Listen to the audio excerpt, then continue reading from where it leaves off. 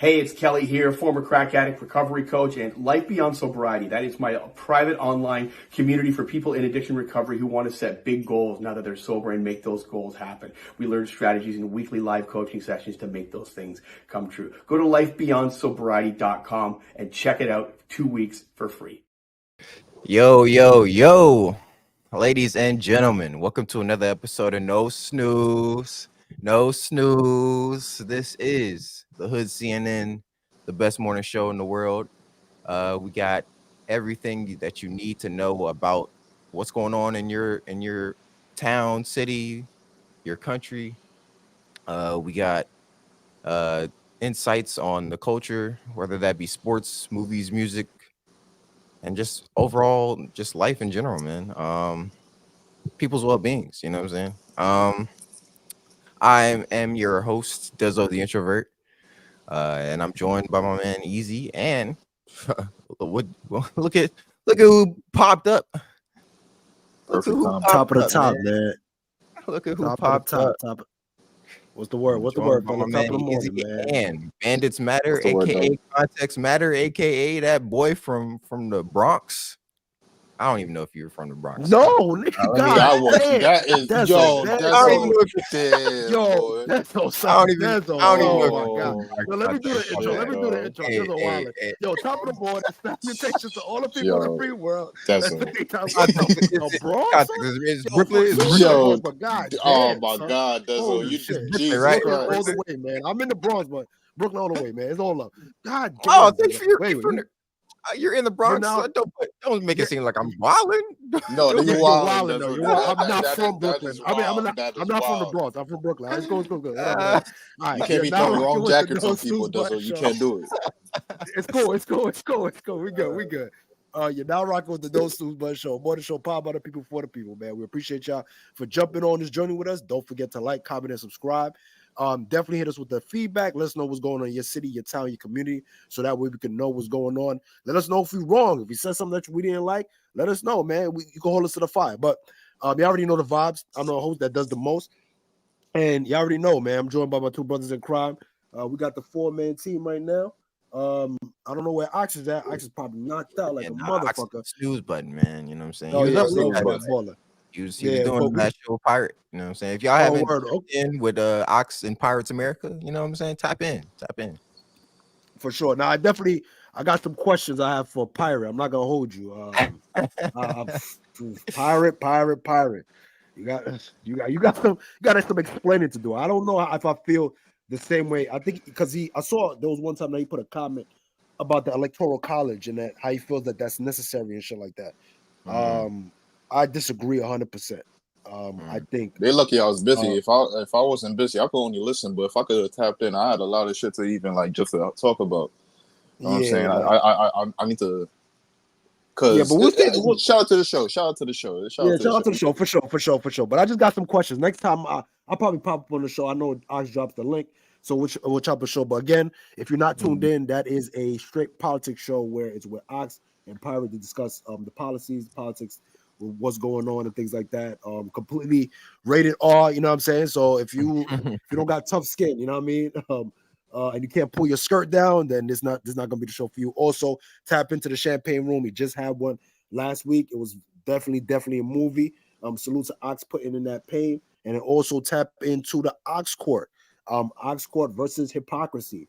That was insane. That was insane. Bro. Was a movie. That was a doozy. That was a doozy. Yo, I was in the fucking Matrix and shit. I need to keep on rolling up. The Hennessy was complete by the end of that video. Holy fuck! And I was drunk by then. I was goddamn. So I can rewatch that shit. Hey dog, that was even the longest stream he did, and I ran through a 3.5. How the fuck I do that, boy? I'll do that, boy. This shit is crazy. I'm fried. Like the thing is, like low and ticket might take that from Ox court to an actual court. You know what I'm saying? like that's the kind of beef that's how true it is. Yeah. Hey, listen, man. That shows you that shows you the legitimacy of Ox court, man. This shit might end up really going into court. Like that shit is crazy, son. Wow. Stuff going on, man. I'm not gonna hold you. There's a lot of stuff that I did not know. Like this mad backstory that I just found out about. But I will say that's this, that's why you leave sleeping dogs where they lie. You feel me? You feel me? That's a fact. That's a factual. That's a factual. I will say this too. I will say this. I just want to say this to thing. Oscourt is still going to be going on. You know what I'm saying? In my opinion, I think that show is elite. It's a dope. Ox found his lane for it.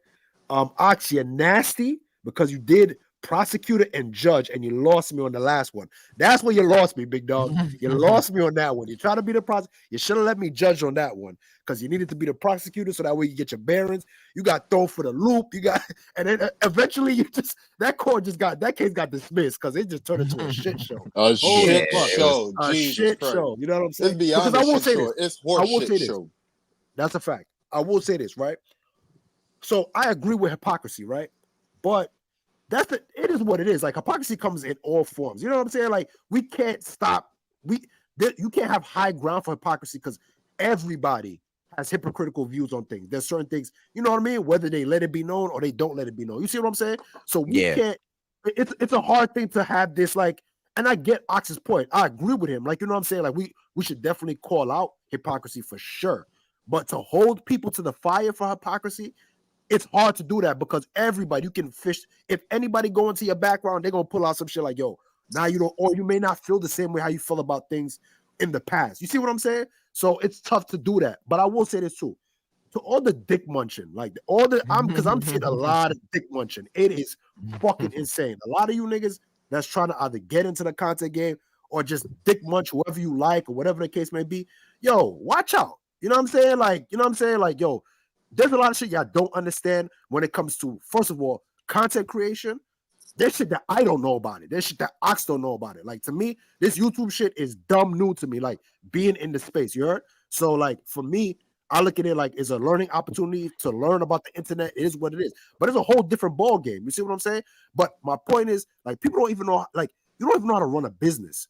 You see what I'm saying? So, for people that provide opinions on how people run their channel, how people run their business, things of that nature. Like, you don't even know, a lot of y'all don't even know how to scale a business properly. You see what I'm saying? To take it from, like, going from 1 subscriber to 5K subscribers is a lot. You see what I'm saying? Like, just that little small thing, but growing a business from, you know, somebody buying one thing from you to scale it to 100, like 100 items being sold. That's a lot. It takes a lot, and it takes, you have to have a level mind and understand a lot of different dynamics. So for people to say, oh yeah, you shouldn't do your thing like this, you should do this like this. Same thing with like PC things. People putting their input on like how PC should run their things, like y'all don't understand how much logistics it takes to run a growing business. Let's not even say a successful business, right? Just to grow your business, it takes a lot. So watch your fucking mouth, you heard? Watch your mouth. Let Oxcourt reign, you know what I'm saying? We're gonna definitely get, in my opinion, Oxcourt could take over the world. You feel what I'm saying? And don't gotta stay in PC. I think Oscore is gonna definitely take over. So keep doing your thing, Os. But we're gonna get to this. We're gonna get to this financials real quick, and then we're gonna get into the shits, man. Yeah, for sure. Just real quick. Big Alex Rocks said, "Who won the hypocrisy court?" The thing is, low. Everybody was found guilty. Right. But the thing everybody is, was guilty. Low is so good at manipulating the conversation that the original point of the Ox Court was the fact that he was on trial for being a hypocrite by going at Ticket. He came in and basically said, all right, yeah, I'm guilty, but and then proceeded to just completely destroy everybody that made points about the original thing that he was on trial. The boy good. He turned it into a completely different trial. It was a completely different trial, bro. So yeah, but I think the point that really got passed over is accountability. 100%. And with Low, the minute he comes out and accept that he's wrong, you're diffused from that point on. Because what ammo else do you have? It's cooked after that. The conversation. So like you gotta understand tactics, bro. Like so, like if you have a nigga that's willing to come on and just automatically say like, yeah, I'm wrong. I mean, I'll try to get better, but there's no guarantee I can get better. But I'm gonna try every day to get better. But I am wrong. What? Like, tell me right now. Like, if you was a judge or the prosecutor, when somebody comes and admit their wrongs, what else do you have left? Tell me, like, what would be your counter to that, Ben? Mm. So now you got Ox in a tight situation. Now the nigga decides, okay, I admit that I'm wrong, but I could see your flaws too. Or you're willing to admit your flaws right now, right here, like I did. You get caught up in a loop right there. No, but I think, like I said, like for me, I think everybody. So this is what I'll say before, because I didn't know. Like I said, the dynamic between Ticket and Low is deeper than rap. Like, you know what I'm saying? Like they got a whole thing. So I'm gonna say everything before. Respect to both of them. Like I'm before that whole situation. I had a conversation. I put my opinion. So I'm gonna speak to what the original stuff was like between Ox, Low, and Damo. Like, you know what I'm saying, in terms of like hypocrisy. Because I didn't know about that emo joke, like the emo joke and shit like that. Like, don't get me wrong. Like, I'm not gonna hold you. Like, I got like family members that went through a lot of like self-harm and depression and things of that nature. So I'm a little bit more sensitive to those type of jokes. I could understand how somebody could definitely get offended by that or perceive it the wrong way. Could be a poor choice, poor choice in taste. Some people have dark humor, and I know that because I got dark humor. You know what I'm saying? Like, I don't take everything OD serious where it should be serious. You know what I'm saying? However, due to the experiences that I have around the people around me, I kind of look at that joke as a little bit insane. You see what I'm saying? So all my thing is like, I feel like morality police is a very fine line with being a morality police. You see what I'm saying? Like, to put that on your docket and you're living a crazy, like you know what I'm saying? Like, you gotta, you have to be accountable, but on top of that too, like, it's hard to be the morality police and you're not holding yourself accountable at every turn. And everybody is not going to hold themselves to the fire every single time. You see what I'm saying? Like, so in my opinion, hypocrisy won. You know what I'm saying? Like, hypocrisy, it is what it is. That's what happens in life. A lot of people don't want to hold themselves accountable. On top of that too, on the internet, people do not want to be embarrassed. You see what I'm saying? Easy, like, people don't want their closet being open and the skeletons coming out. People don't want that because you got to remember, once it gets exposed on the internet, as much as you want to scrub it off, that shit is on there forever, low key. You see what I'm saying? Like, and then it just turns into this repeat conversation. Oh, what happened with this? What happened with this? Now you got to keep on explaining yourself and explain. Oh, you don't have to. You see what I'm saying? Like, so I don't know. Like, in my opinion, like, I don't know if I don't know the backstory of all the other things, but I will say this: accountability is definitely necessary, 100%. Like, I agree with that. And if you're not gonna take accountability, then I can't be mad at the people that's gonna hold you to the fire. You see what I'm saying? Like, you know what I mean? Like, it is what it is. People are gonna throw stones no matter what. It is what it is, if you don't take accountability. So it is what it is. It comes with the game. Just gotta know. Listen. This isn't the Ox Court. Nah, yeah. I didn't want to recap it. Just recap show. Just to end it off. We all fall short of perfection. Every day we strive to get better. We just can't throw judgment on people, and it's hard to throw judgment on people when we're not perfect. Let's head on to the news that we got right here. We the hood CNN, man. We not the PC drama show. Fact. Context, man. Hit them with that's a fact. That's a fact. Just real quick, gold has went up $30. Gold is currently at $2,517. It went up $30, so hey, it's up right now. Also, silver went up. Is at $29.73. It went up 74 cents. Platinum up $7. Is at $960 right now. Copper has gone up only 75 cents. Is currently at $4.84.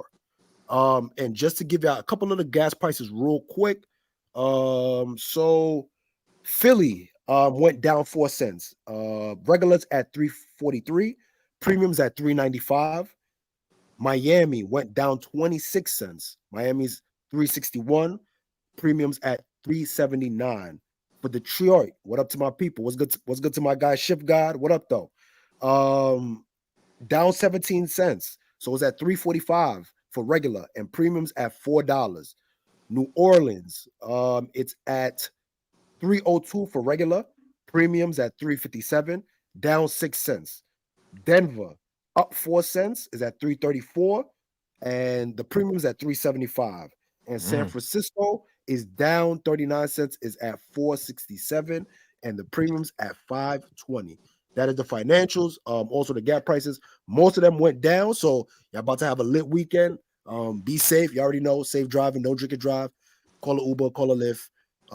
And call Ox if you want to, but he might not pick you up. if you're in his town, call up. Listen, man. It was a busy week.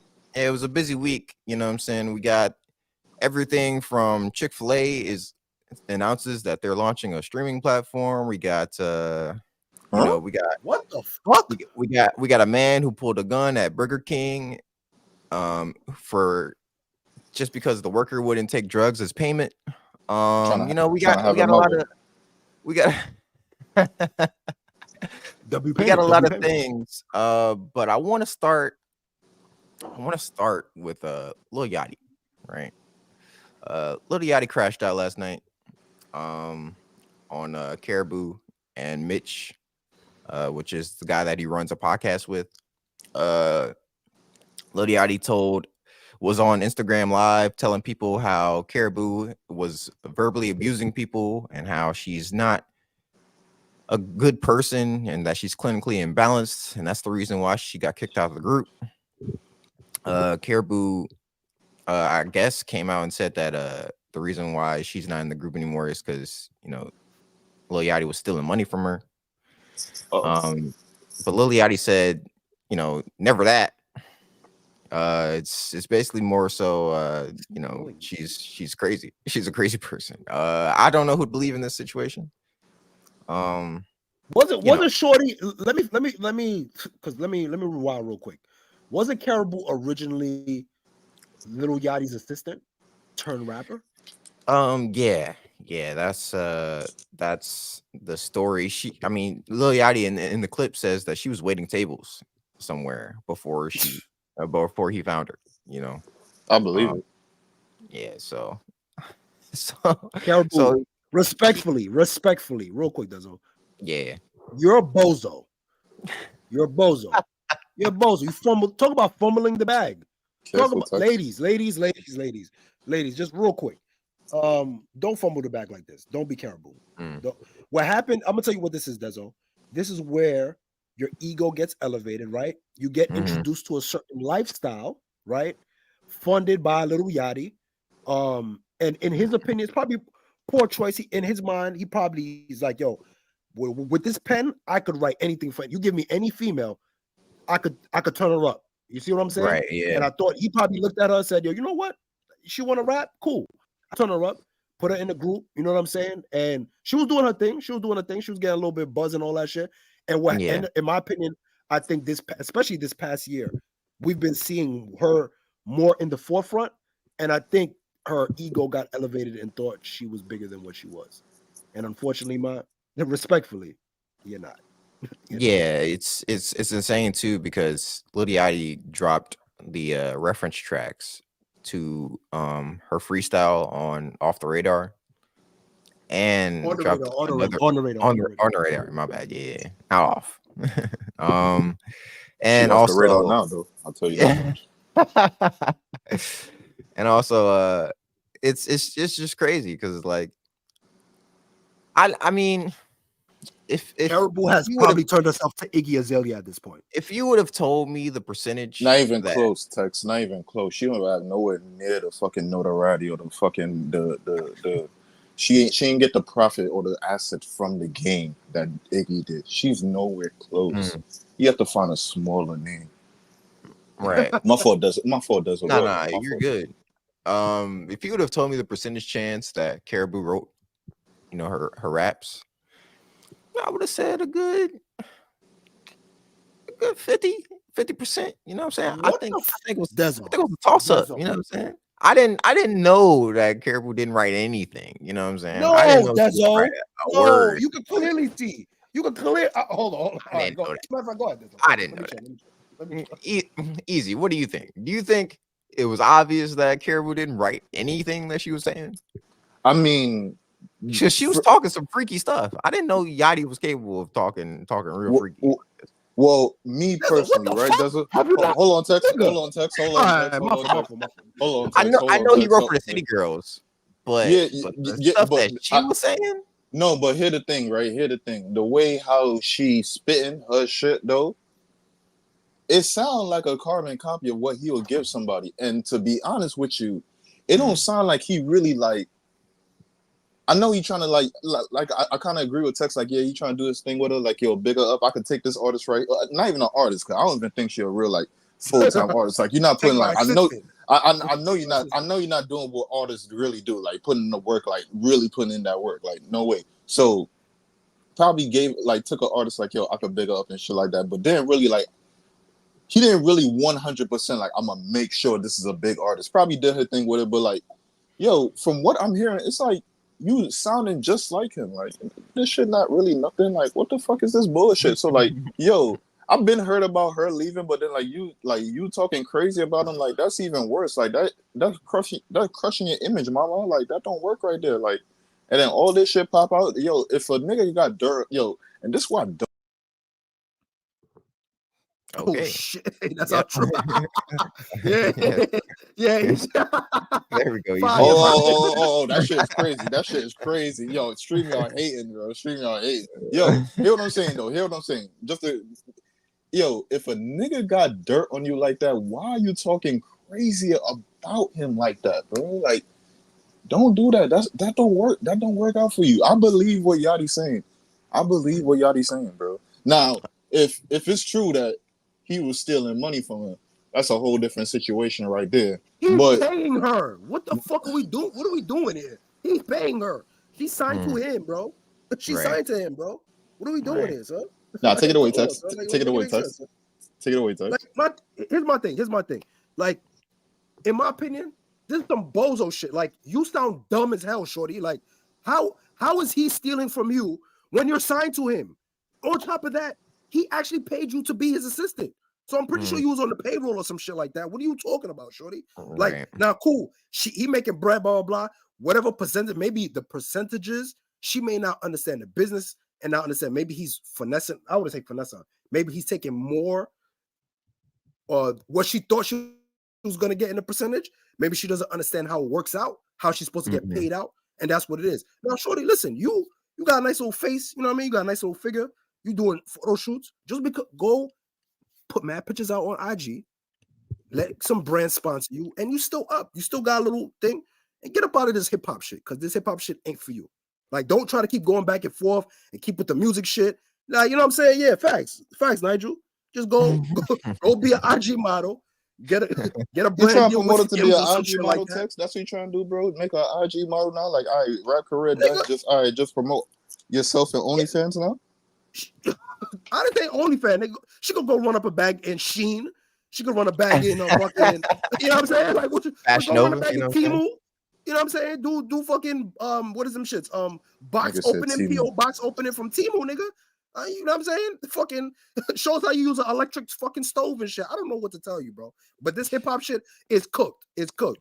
But Dezo, Loki is free. So far, I'm not gonna lie. Dezo, all the stamps that you've been putting on people, it's not looking so. You know what I'm saying? All the stamps. What you mean? Oh, you was pumping Caribou. You was pumping Caribou. Like, yeah, man, she's a fire. Yeah, so what happened? So what happened now? How do you feel about this? I'm sad that she don't write none of her stuff. You know what I'm saying? I'm sad about that. I am sad. But at the end of the day, did you think she was writing her shit? If you're in a group where everybody is contributing to the group, like I wouldn't think that Caribou would be the person in class getting an A on the assignment when she didn't put no work in. You know what I'm saying? I didn't think that was her. You know what I'm saying? I thought, but the thing is, right? I do think she's talented though, because there was a vlog that DDG put out where he met up with Caribou, and in the vlog, he was recording a song with her, and the thing is, I think she wrote a good verse. You know what I'm saying? She put up a solid effort. Now does she? Obviously, she doesn't write all of her stuff, so I can't. Who's to know if she'll be able to do that again? You know what I'm saying? Replicate replicate that kind of output. But I don't know, man. Same thing we asking Drake, man. We need Drake. Hey, it's we a asking, brother, tricky, where you at? Replicate. We need you to replicate something, it's a brother. tricky situation. It's getting real tricky over there, my boy. Tricky situation, man. Your playlist is looking your playlist is looking shaky in the light, my guy. Your playlist is looking shaky in the light, my guy. Yo, hold on, sir. Yikes. Hold on, sir. No. Hold on. Man. Hold on. All I'm gonna say is, yo, I had a fire Drake playlist back to back bangers, bro. I'm telling you, it set the mood for me. I'm just saying, bro. Listen, man. Listen. It could do what it needs to do. We're not gonna get to that, man. It could do what it needs to do. It could do what it needs to do, bro. It could do what it needs to do sometime, bro. So let's move on, man. Real quick. That's what we're doing. I just want to shout out to the people that just hopped in. Thank you for tuning into the No Snooze Buzz Show. You already know the 4-man group. Ox, we don't know where you at, but he gonna pull up. 10-man Toast. You already know the vibes. Adam, my guy Adam. Salute to everybody, yo. Salute to 10-man. Just want to say, like, comment, and subscribe. Any comments, like I said, on the run back, on the playback, let us know what's going on in your town, your city, your community. And put us to the fire if we fuck up. You know what I'm saying? Let us know what's going on. That's how we get better. But go ahead. We got some jokes. I guess people getting jokes off on you right now. Context looking like you want to steal somebody's big. You're the problem, my nigga. That's a fact. And then Adam West says context.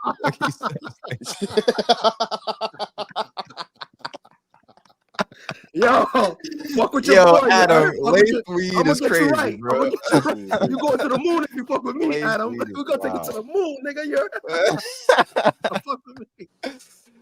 You might never come back. You know what I'm saying? But it's gonna be a time.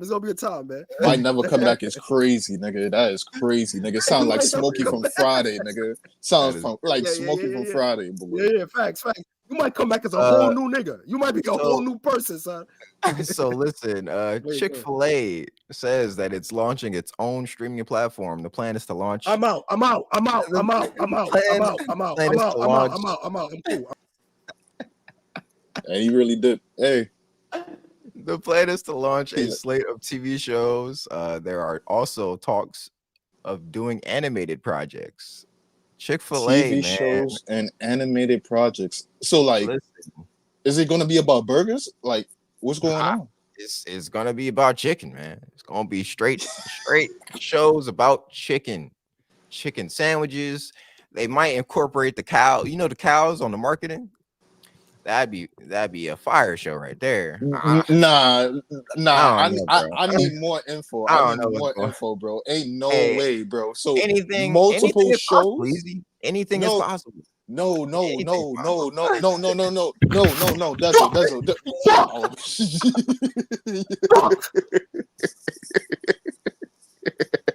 Fuck, man.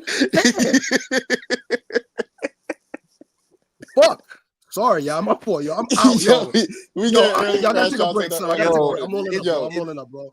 Put me in the back, bro. Send me to the back, bro. Why you talking? Send me to the back. We'll let you cool off, context. We'll let you cool off, man. Context been in the sun too long. You already know it's the summertime. My boy wearing a hoodie. It kind of gets to your head sometimes when you hear some shit. It connects. What I'm saying though, bro. Yo, why is I don't even know, a restaurant opening a street? What are you about to do here? You need to give me more info than that, bro. You can't tell me you having shows and maybe animated projects. So my mind, I'm already thinking it's animated already, bro. So what you talking about? Like what? You about to get Matt Damon to play a fucking chicken? What's going on here? Matt Damon as a chicken, bro. I don't understand. Like they're gonna have like documentaries about the cooking process. Documentary about the cooking part. Yo, remember that old fucking McDonald's documentary that you saw way back? Yeah. That's what it's about to be right here? That's what's going on? I don't know, bro. Oh, yo, imagine they launch it and they got like a Love and Hip Hop like baddies type of show about the Chick-fil-A baddies edition. Dezo. Crazy. I swear to God. I swear to God. No. Chick-fil-A Baddies Edition.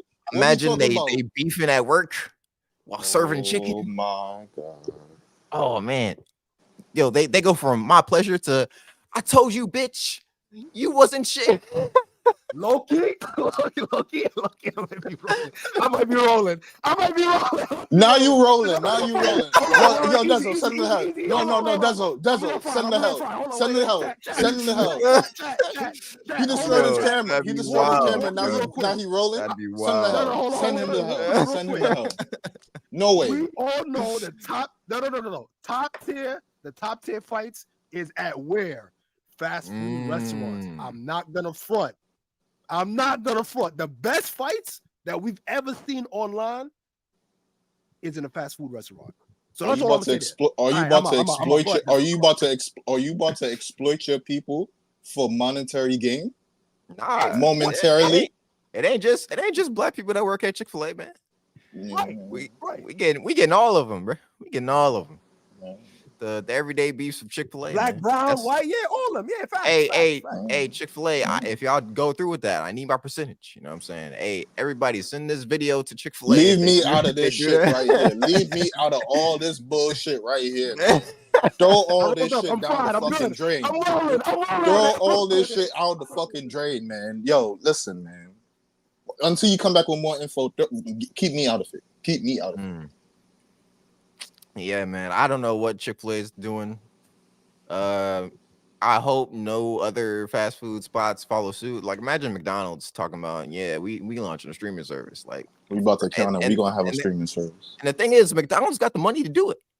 You know what I'm saying? McDonald's got the money to do it. Really?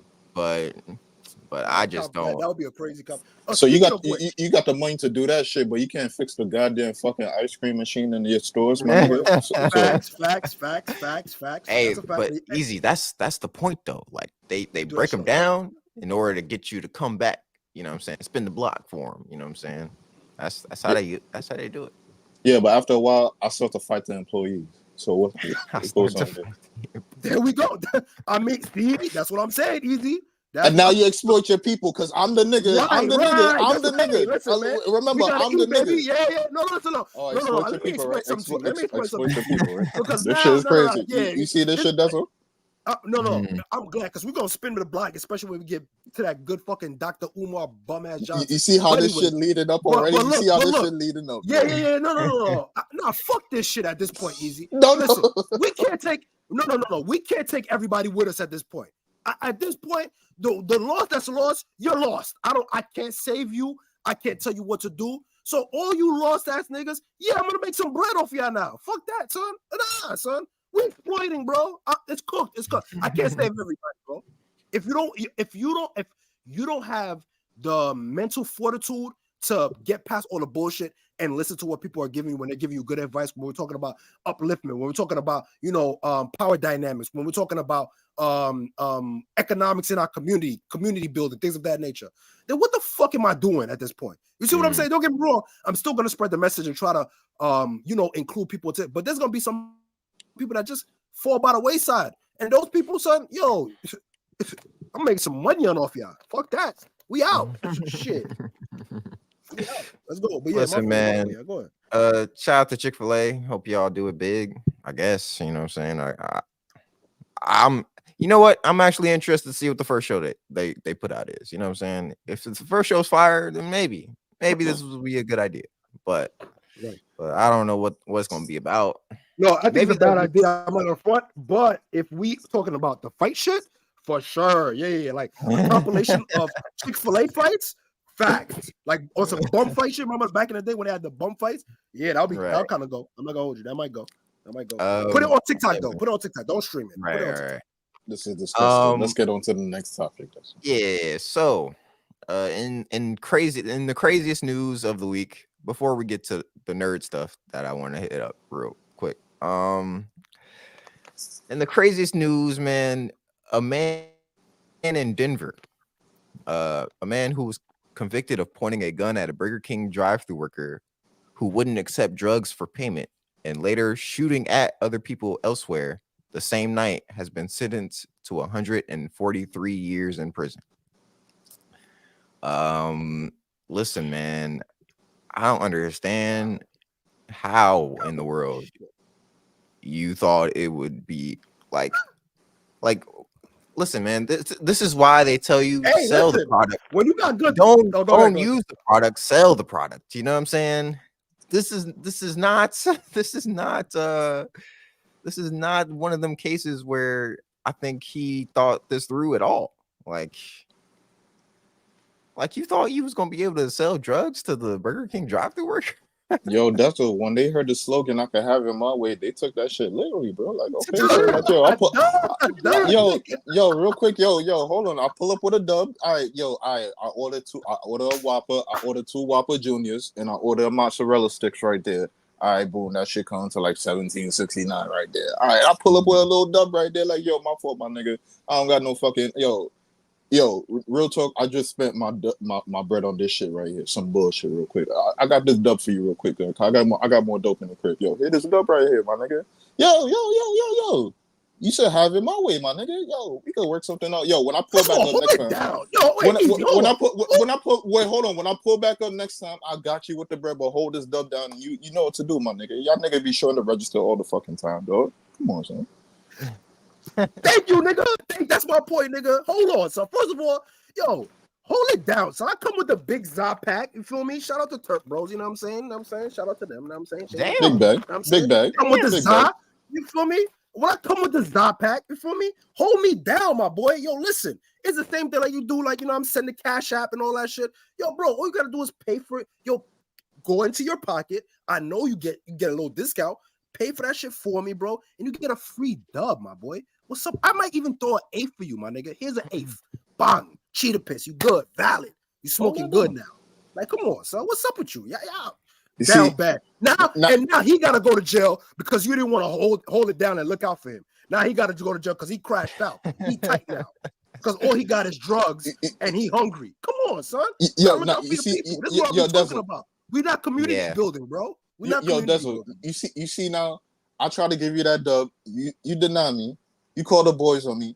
After that, I don't know if you read the article. I have a crazy day after that, after just trying to avoid the boys after that. Like, I try to go to my girl crib. She don't try to hold me down. I shoot through the door because I'm fucked up in the mind right now. Boys is after me. I got this strap on me for some reason. Yo, you're hungry, bro. The minute I leave the Burger King, I go across the street to a convenience store because, this nigga didn't even try to give me the fucking food for this dub right here. So I'm going to go to the store right here, rob this nigga real quick to get the bread, but this nigga do some next shit. So you know what? I dip and just shoot the door 2 times like, yo, fuck this shit. Y'all niggas not trying to fuck with me. You know what I'm saying? Let me get in my car and get the fuck out, my nigga. I'm tired of this bullshit right here. My nigga, like, after that, I'm having a crazy day right there, bro. All because you couldn't take this dub from me, bro. Yo, I'm going through it right now, my nigga, and I'm giving up my dope for you, bro. Yo, take this dope and hold me down, bro. I know you know crazy. Take the dope. It's fire. Yo, all right, hit me out. Yo, listen, I'm insane in the membrane, bro. Hold me down, dog. Hold me down. Real quick, the judge said that he was actually doing them a favor by giving him 143 years, right? Because he was facing 400. Is it a favor that you get cut down to 143 from 400? Well, let me say this. Let me say this. The judge literally spit in his face and told him it was rain. Like that's what I'm saying. Like, how you gonna tell me you're doing me a favor? I'm still doing life, bro. Let me say this, Desert. Let me say this, Desert. You went through some. You got some crazy charges on you, but if you could beat some of them, because you already know some charges carry more years than others. So like you could have like disorderly conduct as 1 year charges or some shit like that. But then you have fucking like possession of a firearm. If you beat possession of a firearm, but then you got the disorderly conduct, your time is 143 could just get dropped down to like 78 or some shit like that. You're like, oh fuck, oh yeah, shit, goddamn. You see light of day type shit. So maybe that's what the judge talking about. But my nigga, I'm hold on. I'm gonna be completely honest with you, my nigga. If a nigga deny you food for a dub, my nigga, and you go on a spree like that, I think you need to be in there, my nigga. I think you need to be in there, bro. Because I got the article right here, bro.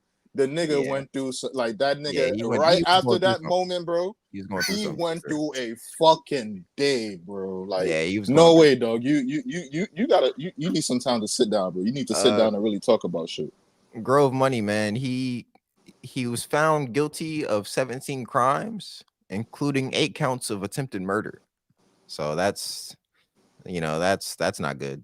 That's not good at all. I'm sure one of those 17 crimes was probably, selling drugs as well, or possession of drugs with intention to sell. Yeah, like it's a messy situation, Grove. I ain't gonna lie to you. So yeah, man, 143 for my boy. He looks fairly middle aged, so he ain't getting out of here. You know what I'm saying? He wrapped that up. His name is Eugene Robertson. So Eugene, man. Shout out to my boy Eugene. It's tough, man. It's tough. But yeah, that's crazy. That's the craziest news I've seen this week. I just wanted to put that out there in the universe. Let y'all marinate on that. Hey, life lesson for y'all. Don't go to Burger King. Yo, listen, man. If you don't got it, you don't got it, bro. If you don't got it, you don't got it, bro. And try to sell drugs to the drive-through worker. I'm gonna say it again. If you don't got it, you don't got it, bro. Yeah, you don't gotta try and force it, man. Don't force it. Sell the drugs. Don't use them. Because this man clearly didn't get that memo. He was definitely smoking all that. I need to know what you're trying to order, bro. Cause I don't know why the fuck you trying to pay this brother. Like, imagine he crashed out over like a just a straight Whopper, like the triple bacon Whopper or some shit like that. Like, all right, cause he look like a little fat motherfucker. So like, all right, you probably see that shit. Like, y'all want that shit? Fuck that. I got it up for you, bro. I really want that shit. You could try. Nah, bro. You can't crash out over. If it was like a Whopper Junior, I don't get you right now, bro. Get you. All right. So, moving on. Text. I don't see. Oh yeah. Okay, I see what you're saying. Should I put it in a private chat? Let me know if I put it in private chat. Put it in private chat so I can. Give me a second. Put it in a different. Yeah. As Tex is getting that ready, I just want to talk about some nerd shit real quick. Listen, man, they have a new documentary on the legendary composer John Williams releasing November 1st on Disney Plus. If anybody who doesn't know who John Williams is, he does music for a bunch of different movies, from Jurassic Park to Star Wars, to Indiana Jones. He was involved in making music for all of those movies. Legend, man. Legend in the game. I believe he's in his 90s. So he's up there in age, but he's had a great career. And I want to just give a quick shout out to John Williams. Just like J Dot said, a motherfucking legend, man. Motherfucking legend, man. November 1st will be the documentary for John Williams. If anybody wants to check that out, it's going to be on Disney Plus. That's fine. Like I remember too. Like one of my people, cause I make like music and beats, and I went into engineering. And one of my homies was like, "Yo, where the real money was at." He was like, "It's like a lot of these labels. They take the time to clear music and things like that, and get your money on the back end." They said the real money is in sound score. If you can do sound scoring for movies, composing for movies and stuff like that, that's where the big bread is at. So ever since then, I always used to watch, like, you know what I'm saying? Like, pay attention to certain composers, certain people in the background scene that do sound scores and stuff like that. Because that's where you know what I mean? Like, you can find some interesting shit in the movie, man. With the shit that they be grabbing the music from, that should be crazy, bro. Like, so salute to him, man, for sure. Yeah, salute to John, man. Easy, are you familiar with John Williams at all? No, I don't know who the hell that is. Yeah, I mean, he so you know, I mean, you obviously know like they make like scores for movies, you know what I'm saying? Like the movie the music that you hear while there's like a action scene going on in a movie, or like even like, all right, so in Star Wars, like once the Star Wars pops up on the screen and you hear that da dun dun da da da da, like that's John Williams doing that, you know what I'm saying? That's John Williams orchestrating that. Him and his orchestra. Is that And what a score is right there? Does it? Is that what you're saying what right there? a score? Oh yeah, I guess yeah, that would be a score. Yeah, yeah. So a score, yeah. I was getting confused with a score and a soundtrack, but a So, soundtrack is just so them a score taking is music. background music. Yes, yeah, scores background music for a movie.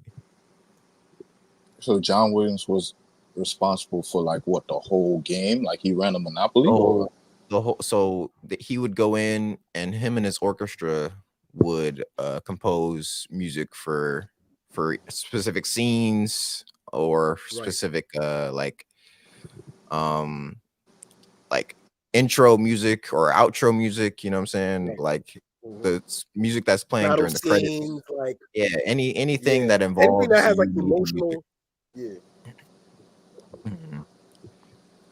Because a It's soundtrack is different, because a soundtrack is just popular songs or like songs that are already pre-made that are getting put into the movie, you know.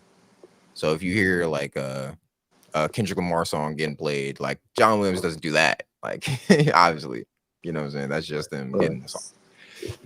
But then like, so it's interesting too, because it kind of varies for some spots. Like, so like, for example, like a lot of songs were used to either promote like there was some songs that was made specifically for that show or the movie, right? While then sometimes they'll just say, you know what, we like that song, we'll just add this into, like, you know what I'm saying? Like, so for example, Narcos, if you ever heard the Narcos sound score, most of the songs are in it, like from the beginning, the intro song, and then the song that if you listen to the sound score, I mean the soundtrack, those songs, that soundtrack is also the sound score, because they also play throughout the show and shit like that. So every song that you hear on that soundtrack is in the movie, even if it's like little by little, like, you know what I mean? Sometimes they'll just play like very subtly. It won't even be like loud. It'll be like a background music in the cafe. That's still part of the sound score. You know what I'm saying? Like, that's just like, it's like the background music for that scene. Right, man. But yeah.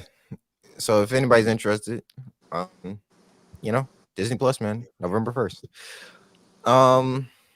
So let's context. Are you can you find that? Give me a second. Go ahead. Keep doing it. Keep doing it. But real quick, I want to tap into an article that I found one over the past couple of days, real quick. All right. Okay.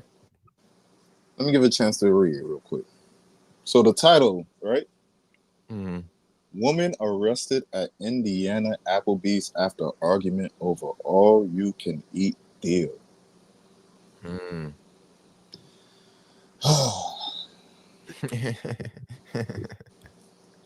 A woman was arrested at an Applebee's restaurant in Portage, Indiana, earlier this month after an argument occurred about an all-you-can-eat deal offered by the company. The 28-year-old woman was arrested August 2nd and charged with disorderly conduct, according to the arrest report. Right? Okay. Yep. According to the arrest report, officers with the Portage Police Department were dispatched to the Applebee's located at 6211 U.S. Highway 6 around 8:38 p.m. on August 2nd for a reported verbal disturbance. Police dispatchers advised responding officers that they heard multiple females screaming and threatening people, one of the responding officers wrote in the arrest report. Okay, so you're kind of getting the background real quick, right? You catching the background, right? Right. I'm following you. When officers arrived on the scene, they were met outside by multiple adults, including the woman who said they had been involved in a verbal altercation with the Applebee's manager. So now, The woman allegedly you argued with the manager, but you ran to the police first. Okay. According to a arrest report, the group was under the impression that if one person at the table ordered the all-you-can-eat deal, it was good for the entire table.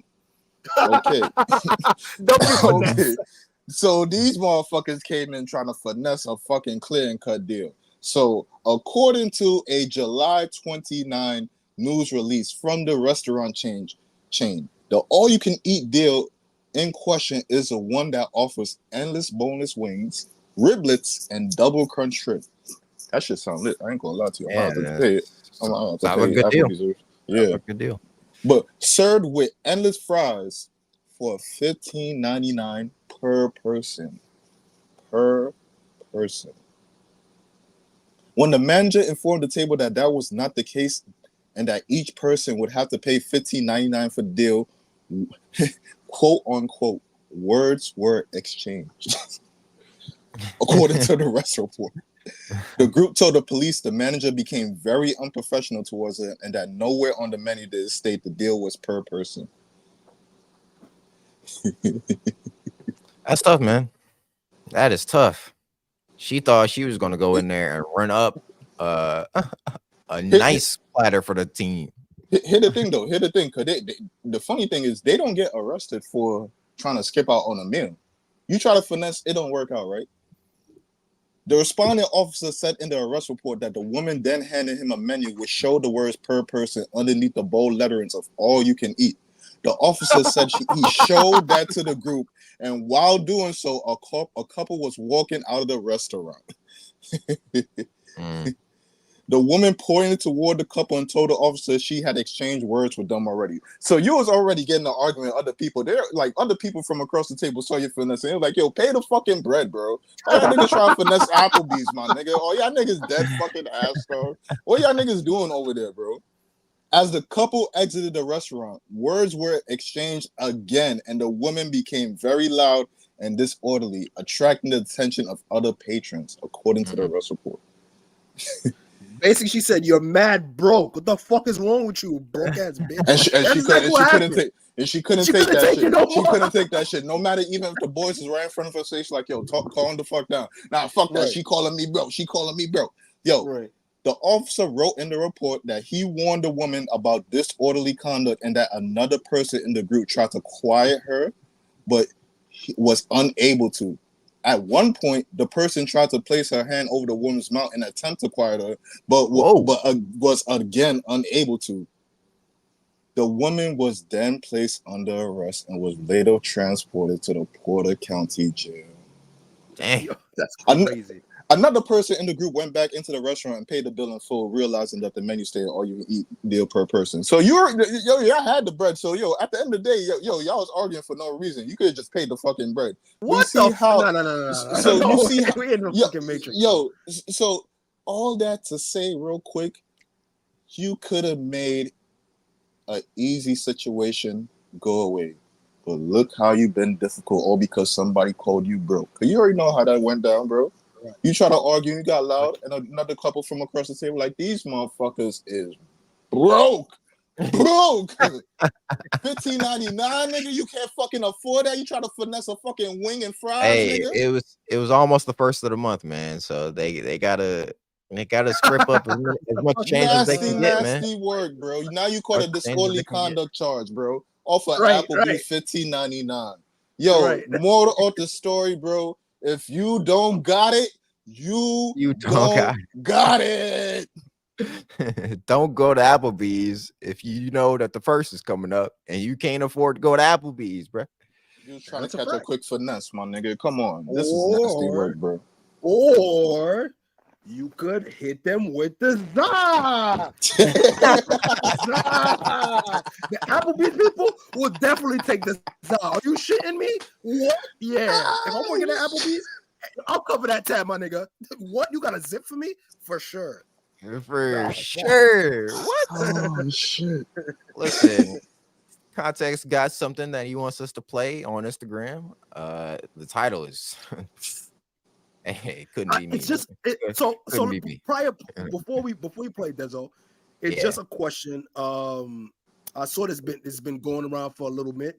It's just a question. So we're gonna play the video, and I'm gonna ask you guys the question, and then I just chat. You guys let me know what would y'all do in this situation. I'm very, very curious.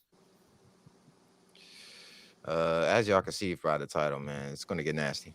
It's gonna get nasty. What's the title? What's the title right here? He returns to his pregnant wife. Oh, pregnant by another man. So let's see. Sticking by me, whether I cheated or not, which I did, but it's okay. We are still making it work. We are going to be one big happy family. As you know, we have other children together. Mm-hmm. So everyone's going to be brother and sister. Absolutely. Nobody's going to be treated differently. Mm-hmm. No separation on my end. Because let me tell you something. As a man, I was brought up to stick by your woman no matter what. Fuck out of here.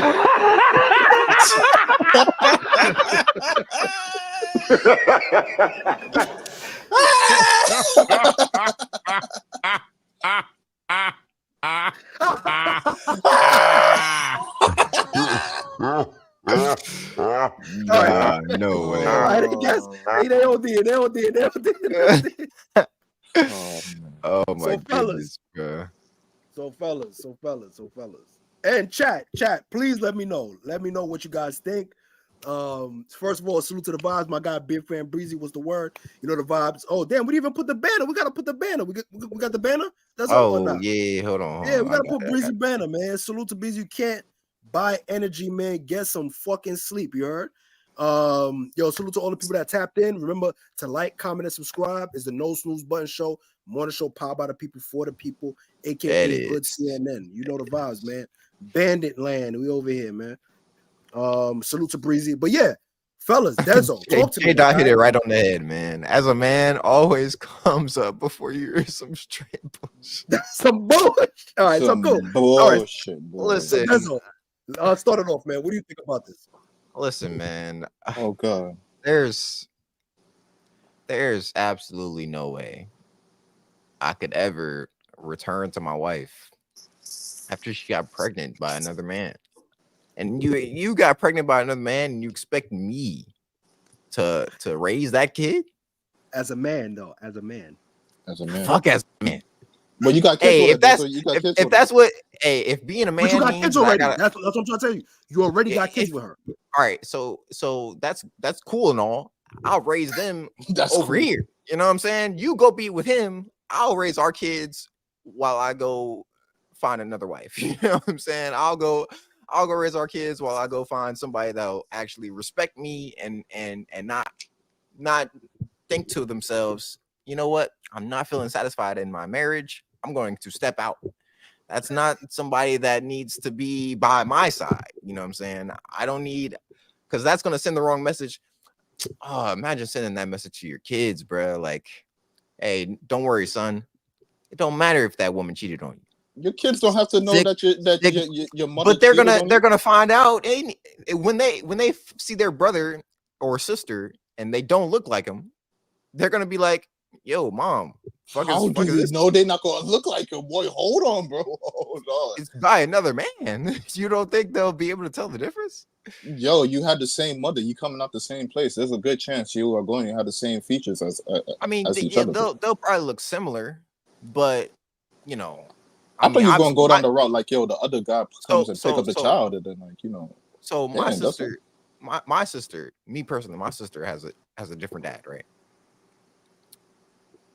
I can tell like she doesn't look exactly like me. You know what I'm saying? Like even though we have the same mom, like when y'all are together, does people tell you that y'all look the same when y'all together?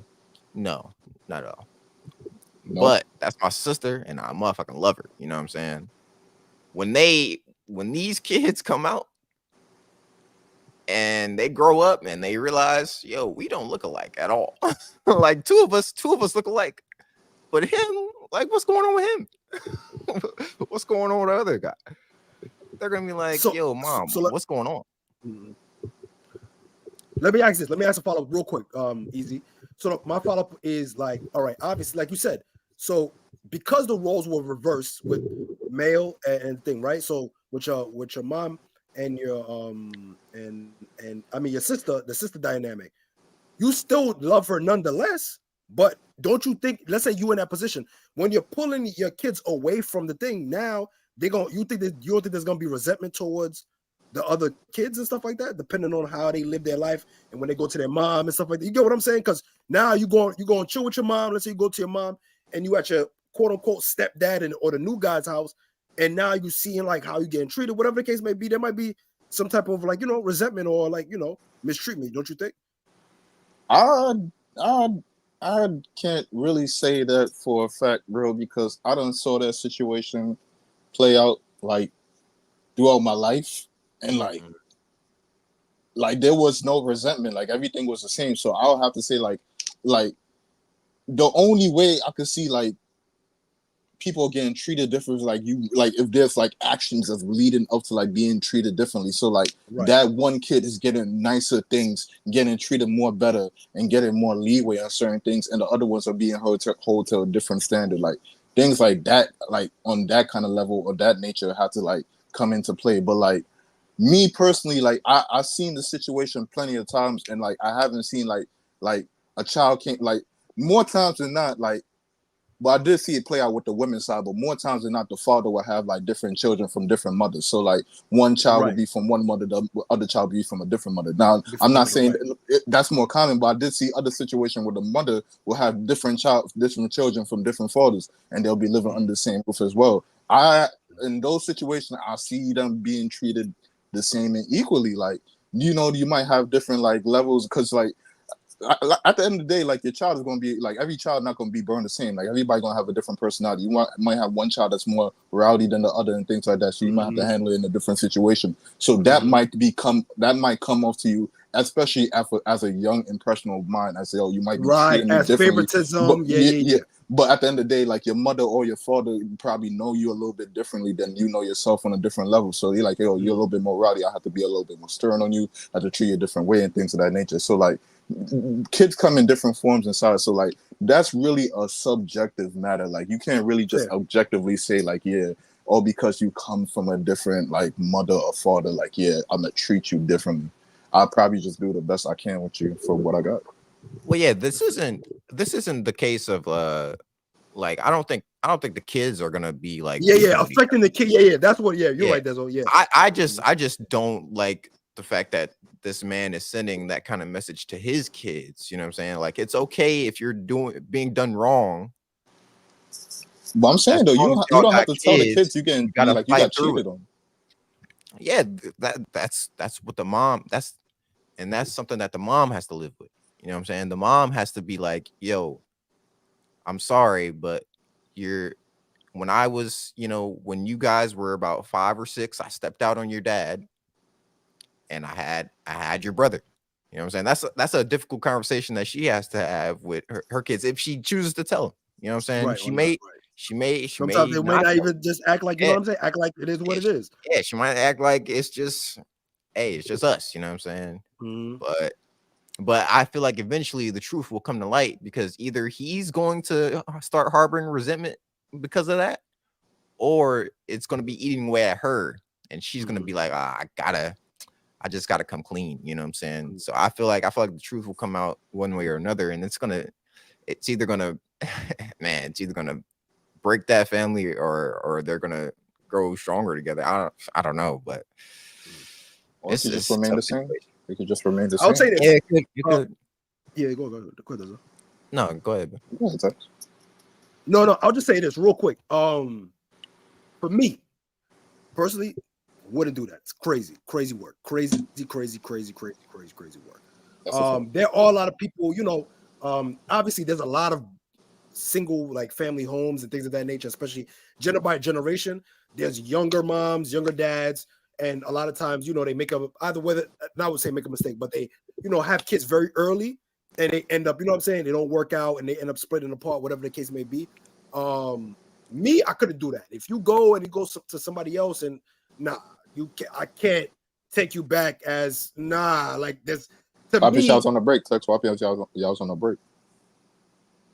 A break during a marriage? This is my wife? I can't do it. I can't do it. I'm gonna keep it a man with you. My thing is, okay, break, but cool, we could break, but like you let's quote unquote we breaking, right?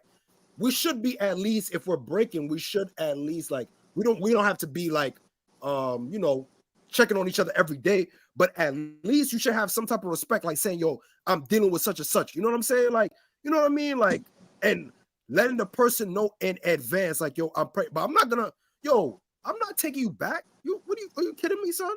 Come on, son. Like, I'm not taking you back. Like, you got it. Like, you know what I'm saying? Like, it is what it is. We could co-parent, but taking you back and raising your kids, I'm not raising another man's kid. I'm not easy. But it's only one kid. It's only one kid though. You have kids with her, like, so it's one kid compared to kids with her. So you're breaking up your home that you have with multiple kids because she stepped out and had a kid with somebody else. Right. But you willing to sacrifice your family on your nuts, basically? It's not that. It's the fact that the trust factor and building a family takes a lot of trust, communication, things of that nature. And like, depending on how, now I don't know how he learned the information, if she was transparent, whatever the case may be, they got their own separate dynamic. But me personally, I can't, knowing that you did that when we was on a break or whatever the case may be, like, I can't feel, I feel like there's gonna be a level of trust that could never be reached. And then with me, I feel like to build a successful family, you need to have trust. You feel what I'm saying? Like, so the co-parenting part, that's what you said, easy. Like, the co-parenting part, I could do that. I'm cool with that. I have no problem with doing that. Making decisions, doing that, being on the same page with that. But the family dynamic, yeah, go eat a Frank, shorty. I'm cool. I'm cool. Well, you know, some people want a family dynamic, bro. My fault, Desmond. Go ahead. Easy. The only thing, right, is even if we're on break, getting pregnant while you're on break from your husband. No, that is wild crazy. That's crazy, bro. Crazy, bro. But if you dare, you tell dare that now, nigga bro. to Like, put on a condom. No, you know that's what I hear you, bro. I'm not denying your point on that. Like, I hear you. Like, yo, why are you even stepping out and you having unprotected sex? Like, so, like, what's going on right here? Bro. Like, yo, but I'm saying your decision making skills is very poor. So now I said, oh, you went completely out the window. Like, you just helped me realize, oh, you're a bozo. You're a bozo. You helped me realize that. Oh, thank you. Like, I didn't realize it before, and I had kids with you. But you're really incompetent. You're incompetent. But no lie, how she came off in the video and how she started talking off first, and like what I'm like we getting into the convo right now. Like, you could kind of see a little bit, but not the whole thing, but like a small window into their dynamic in their relationship. Yeah. She probably took control of the situation and tried to make sense of the situation, and probably in a way brought him back into this fold right here. So like, yo, your decision making shot, but like, he's not taking charge of the situation, so he's probably going with the flow because he just don't want to break up his happy home right here. So like, there's a lot of things into the situation. I'm just saying, bro. Like, yo, listen. It's already a bad situation as it is, but like, yo, if like you don't want to some people don't want to sacrifice their family just because of a bad moment. Some people they really take that shit to heart. Like, they don't want to do the co-parent thing. Yo, you send my kid, yeah, I chilled them. No. They trying to put a different spin on their life. I don't know. It's hard to judge people that have children because I don't have any of my own, and children is a whole different dynamic right there. Like, it's not like a perfect job you could do, and you try to do the best you could do. So like, I can't fault somebody for saying, yo, she did some bull fucking shit, but I don't want to make my like sons and daughters pay the price for her bullshit. That's a good counter. And we probably this is a dope conversation. We probably gonna end up bringing it to like a graveyard shift for sure, because definitely is a conversation that happens. And it's usually on the other end, right? What we usually see is the guy stepping out on the woman, and he usually tries to come back into it. And there's this whole thing of if the woman allows him back into her life and stuff like that. So it's funny to see the dynamic switch and it play out on social media. So we'll chop it up about it. Me personally, can't be that guy. You are better than me, buddy. I don't even know if that's a compliment. I don't know if that's a compliment or not, nigga, but you're better than me, nigga. Hey, man. Yeah, he's definitely better than me, man. I've been like, yo, I'm taking my kids and we're getting a co-parenting situation going. because you are not about to bring another man's child into my home. Like that's not what's gonna happen. Listen, we got a couple more things. We are gonna still get to Dr. Umar. You know what I'm saying? We are gonna still get to that because, boy, Dr. Umar crashed out on crashed out on. Did he though? Did he though? He crashed out, but it was a warranted crash out. You know what I'm saying? I feel like they were both, him and the guy that he was doing the podcast with, they were both making some decent points. It's just, in the heat of battle, you know what I'm saying, things get tight, you know what I'm saying, things get hot. Well, if you hear some bullshit, though. Hey, we can definitely get into it, man. We can definitely get into it. So you already know Tech's about to call out a lot of bullshit right here. So if you already see my boy crash out, he already crashed out earlier already. So it's liable to happen right now. So if you hear some bullshit, you gotta respect the bullshit.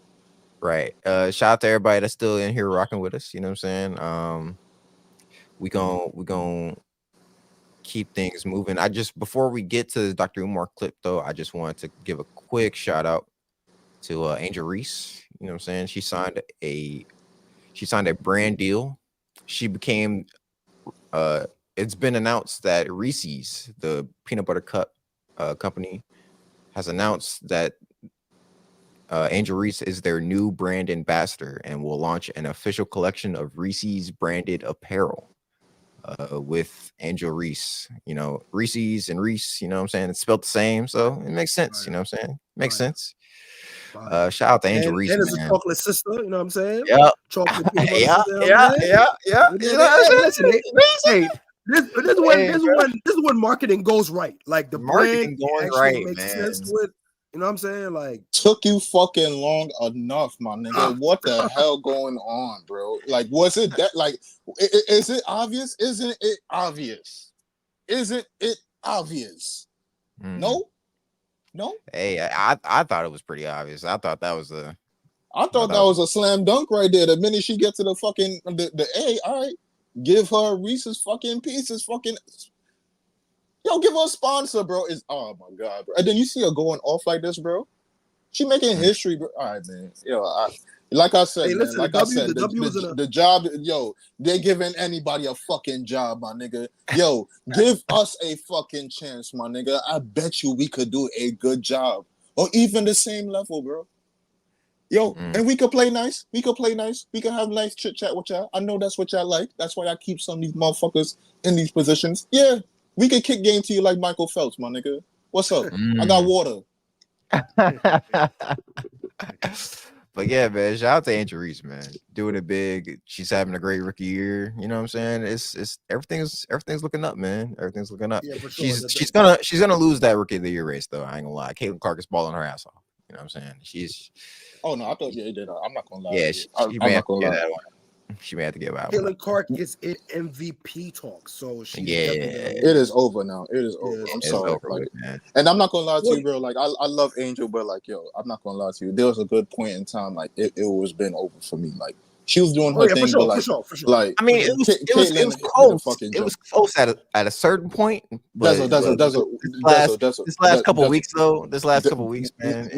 Dazzle. Even before they went to All-Star break, bro, there was a point in this time in the season, like you start to see the gap, and but the gap didn't stop. It didn't stop, bro. So like, there was games where you could see Angel Reese need help offensively, right? But you can see Caitlin Clark still excelling and understand the game incrementally, bro. The gap didn't stop. It just kept on getting bigger. Yeah, MVP talks is crazy, bro. Like, yeah, it's crazy. It's wild. Hey, crazy. Man. She hooping, yo. Shorty's hooping, and they're trusting her. Now they see like, yo, if we move and we move around, they're not standing anymore and watching her. They're playing with her now, and it's learning. The thing about it is the WNBA is half of the NBA. You know what I'm saying? They only have but so many games to get acclimated to each other, understand her play style. Her play style and the way that the WNBA normally plays. It's completely two different styles. She plays more NBA style, And the WNBA plays more like an older version of the NBA. So going through the big man, like setting up the offense, kind of like backdoor. But like with her, she's able to speed up the pace and the tempo and put them in position. Like she's literally like creating offense with her like full court passes. Like she's pushing the ball in. Like, you know what I'm saying? Like she's really doing her thing. I'm really impressed. The scoring, I don't know if now don't get me wrong. I think the scoring is gonna get up there. She's probably gonna be a crazy chucker, a shot chucker when she gets like used to it. But I'm impressed by the passing. I think the sky's the limit. If she keeps that way, she might be like their version of like the female Pistol Pete. Like if she starts adding like, if I was her, like trying to add like, you know, I would say like, you know, more like difficulty to her passing, because her passing is pretty great. But if she could throw just a little bit of flash, oh, through the roof. If she could throw like any, you know, no looks but make it look a little bit more crazier, oh, GG's. Because that's gonna come in year 3. That's gonna come in year 3, bro. I forgot what her name was. Some Brazilian joint. She used to play in the WNBA. I forgot her name. Her passes were insane, bro. Like behind the back passes, like heavy drop hang passes. That it was tough. But like you said, that's probably gonna be year 3 easy when she gets stronger and she gets more comfortable with the players. Yo, Caitlin Cole, man. Caitlin Cole, for sure. Caitlin's Cole. Sure. Shout out to the ladies as well. Angel Reese, shout out to getting your sponsorship. It was not about Caitlin Clark. Let's not do that. But I wanted to try from the point I'm trying to make. Salute to Angel Reese. You're doing your thing. And salute to you getting that brand deal. It was, we already knew that was going to be that. That should have been a slam dunk from the beginning. But salute to you to earning that and pushing the WNBA forward, for sure. Leaf Diggy in the chat. My guy? What's good, Leaf? Salute, my guy. What's good, Leaf? Yeah, man. Here it is. The moment we've all been waiting for, man. This for sure. The Minnesota Lynx is definitely got to take. That's a fact, Leaf. That's a fact. This is Dr. Umar. Gets angry that rap hasn't done anything for the community. So let's see what Dr. Umar has to say. For me to say, oh, hip hop in 50 years has made sure that black people now are respected, and no, that's never gonna happen. What has it done for the people? It gave you listen to hip hop music and you were inspired at some point, no? Nigga, I'm leaving. We're moving. We're literally moving goalposts. It ain't done shit in 50 years for the community. It made individuals rich, and that's it. It then gave jobs to. It gave a couple jobs. The drug dealer giving out a couple jobs too. But the drug dealer is essential to the black community in the ghetto. You can't tell me that somebody grew up in the hood. Hip hop ain't done shit concretely beneficial to the black community. You gave me incorrect. Fashion. The first thing out of your mouth was fashion. I gave you fashion, and you started yelling over me. What else? But then also, then there's technological advancement. Podcasting, for example. Look at all the black people that now have access to jobs. Pause. Yeah, I'm gonna pause it right there real quick. Pause it real quick because we got a lot more to go through. Yeah, that first chunk was already interesting.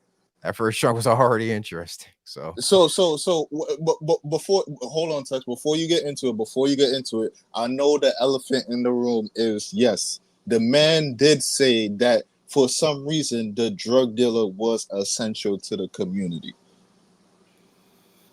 How do you feel about that? Dezo, go first, bro. So and before, let me just preface this real quick, Dezo. Let's just try to give him grace, right? I'm gonna go roll up, bro. Give me a second, take out that Zod pack. Yo, show him that Zod pack, bro. Show him that Zod pack. Yo, show him that Zod pack. Yes, sir. We need a practice roll up after that. All right, let me give him grace real quick, right? When he says essential, it could be taken as whatever you want it to. Mm-hmm. So how you feel about that? So I'm a just, even if we're speaking from the most positive way you could spin that, you know what I'm saying, is basically like he's saying it's essential because, you know, drug dealers had their place and we had to learn we have to learn how to, you know, not do what drug dealers do. You know what I'm saying? Like maybe that's what he was trying to get at. But at the same time, it's like Dr. Umar is asking you a specific question.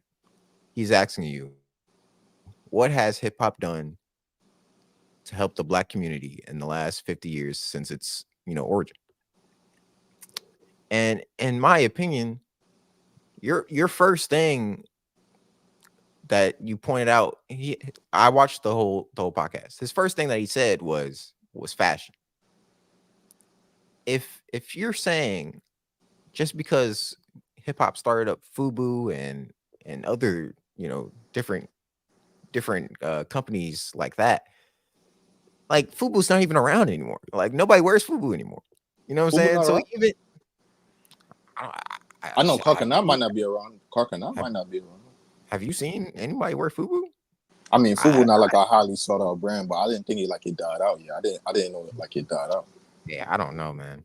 But the thing is, the essence of what the institutions that Dr. Umar is talking about, there are none. You know, I don't see any. So for me personally, I think Dr. Umar had a point there. This guy obviously clearly thinks that, you know, drug dealing being essential to hip hop he may think that since it's essential to hip hop, it may be essential to the community at large, but that's just not the case. my brother, like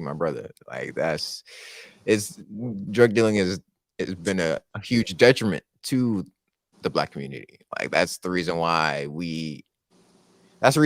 so many people are against hip hop, because hip hop glorifies the use and the selling of drugs, in my opinion.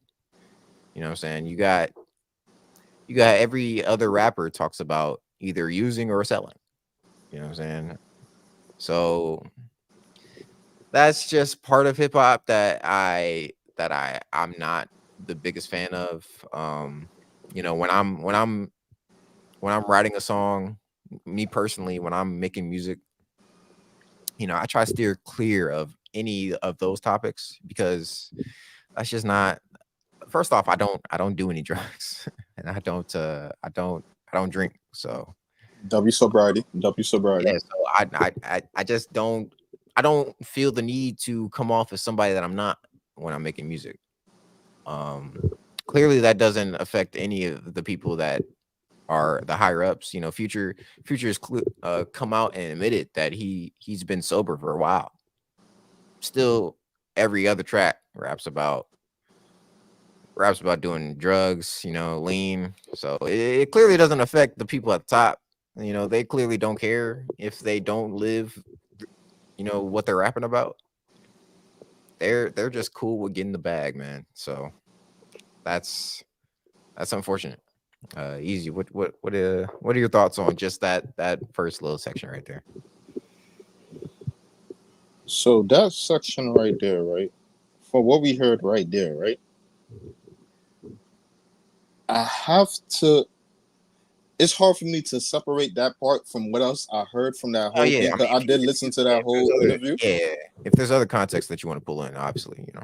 I mean, yeah, like my whole thing, like I heard the whole context, and plus I listened to the whole interview as well. So like I heard before that clip, that clip right there, and I heard the discussion after that clip right there. So like, in turn, like from what I could just give from right now, because we're gonna get right back into it. From what I could say is, I have to agree to a certain degree to, I'll say damn near 80 to 90% with Dr. Umar, because one thing I can say for sure is that rap music glorified the demeaning of your own brother and sister, and then glorifying and sexualizing women. That shit did have a strong hand in doing that. Now, I'm not saying the music before that didn't have its ways too of sexualizing women, but we took it to a next level, and we in turn to a level, even though we were miseducated, sold ourselves out for the monetary value that it, and with the monetary value that we couldn't pass down to generations. So, you know, I mean, at the end of the day, like I don't want to get into everything. I don't want to get into everything. I don't want to get into let's just hop back into it. Let's hop back into it. Due to that, we're still talking about rap. We're still talking about cinema. We're still talking about these camera operators, these new people coming up with new real concrete for you. I just made it concrete. No, it wasn't. That was all bullshit. No, give me a relevant institution that hip hop built in any community anywhere in America in 50 fucking years. I just told you. No, you didn't. I just told you concrete. People that would not have access. I didn't say individuals. I said an institution. I said people. Where's the bank of hip hop for the black community? The definition of the word people means not an individual. So I'm telling you, people that now of 50 years ago would not have had access to work dealing in individualism. I asked you, what did they do for the community? You can't give me nothing because they ain't done shit people for from the community can now work in a music industry that there was never going to be a space for them. What the fuck? That's individualism. That ain't helping us. That's bullshit. No. Bull fucking shit. No. It's not helping us. No. What's happening is virtual signaling. That's bullshit. Virtual signaling ain't happening. Shit. A few people could get jobs. Everybody can say that shit. And that's real quick. That's another point that I think he got him like really on. You know what I'm saying? Because it's like Dr. Umar kept asking him, what institutions did hip hop build? You know, what schools, banks, malls? Now, to give him grace. That's what, to be fair, Dr. Umar is limiting your options to these kind of things, and rightfully so. These are things that are essential to the community, especially to the black community, but you are limiting him to like hospitals, banks, schools, grocery markets. You know what I'm saying? So like, if you're limiting to that, no, at the moment you can't think of a rapper that will do that. But then his rebuttal can be, but he's opening, like, these rappers are opening the door so other people could get into the field and make a difference in other areas not pertaining particularly to opening institutions and things of that nature. But here's the issue, Easy. The issue is a lot of these rappers who get on don't open those doors. A lot of these rappers get on and keep the money to themselves. I love Jay-Z. You know, Jay-Z's in my top 5. But I don't see Jay-Z just opening doors for people. Like, he's very selective with who he works with. You know what I'm saying? He doesn't work with a lot of people. Kanye West, he's literally over here giving his wealth to white women. Like, he's got kids with white women. But my thing is, Dezo, not to cut you off, my thing is like, and you have to because remember, like I said, I listened to the whole interview. So to a point, right? When the music is what the music is to demean your brother and sexualize your sister. And when it comes out into real life, you demean them in real life. I have more money than you. I got away from you, and I ain't coming back. I'm separating myself away from you, and I'm making sure I'm making that known to you in sometimes disrespectful ways. And you still somehow, some way come back and buy the message, thinking it's not made for you. One, in a way, we are brainwashed. Hip hop did fuck us up. And 2, it has caused a negative effect, because if that's the case, why are you not going back and making? So I like to akin it to this, right? When the pandemic happened, right, and places was closed up, around my way, a lot of the stores around me, not all of them were owned by black-owned people. So like, there were Korean people. Rarely ever. Like anywhere, you know what I'm saying? So like, it was Korean people, it was Jewish people, it was Spanish people, you know what I'm saying? So like, when that happened, those stores closed down. those people went back to their neighborhoods, and they said their neighborhoods kind of kept things together for themselves. So yeah, they lost out on their business, but their neighborhoods, they went back to their home wherever they needed to, and they was good. We were stuck we were stuck with our ass out and our hands out because we depended on those institutions, those buildings, those people to provide us with their things, and they just upped and jumped ship because like, yo, fuck that. I'm gonna go back to where I'm good at. So me personally, I know that. I would think the motherfucker with money that came from that shit right there would know that too. Especially if we talking about the same shit right here, and we experience the same shit, right? Right. Why is it like I find it very difficult for niggas to tell me it's hard to open up multiple laundromats and grocery stores in the hood and don't just because, my nigga. It sounds like you like the money really take a real toll on you now. Now it's like, yo, it's not gonna make me too much money, so why do that shit? So it's not about like, yo, we lost the morals that the 60s gave to us. That's what I feel like. And the thing is, right, I'm not completely all the way with Dr. Umar, because I do feel like have been, like there have been rappers who have gotten on, who have opened up restaurants, who have opened up different kind of businesses. They may not be the institutions that Dr. Umar is talking about, but they are places where, like, Rick Ross is infamous for opening up, or not opening, but he has steak in Wingstop. What I'm saying? He has a bunch of different restaurants. I'm sure he employs black people at those restaurants. You know what I'm saying? But that goes right to his point, though. That's jobs. Like anybody can get a job right there. Like anybody can get a job for sure. Yeah, man. It's a tough point to get around. It's a tough point to get around. You have to ask a simple question, like, why is it so hard to open a grocery store in the hood? Like, you never hear that story. You always hear restaurants. They put their money into restaurants. They open a restaurant. They put some money into stock. They invest in this fucking company, this athletic company, this shit, that shit.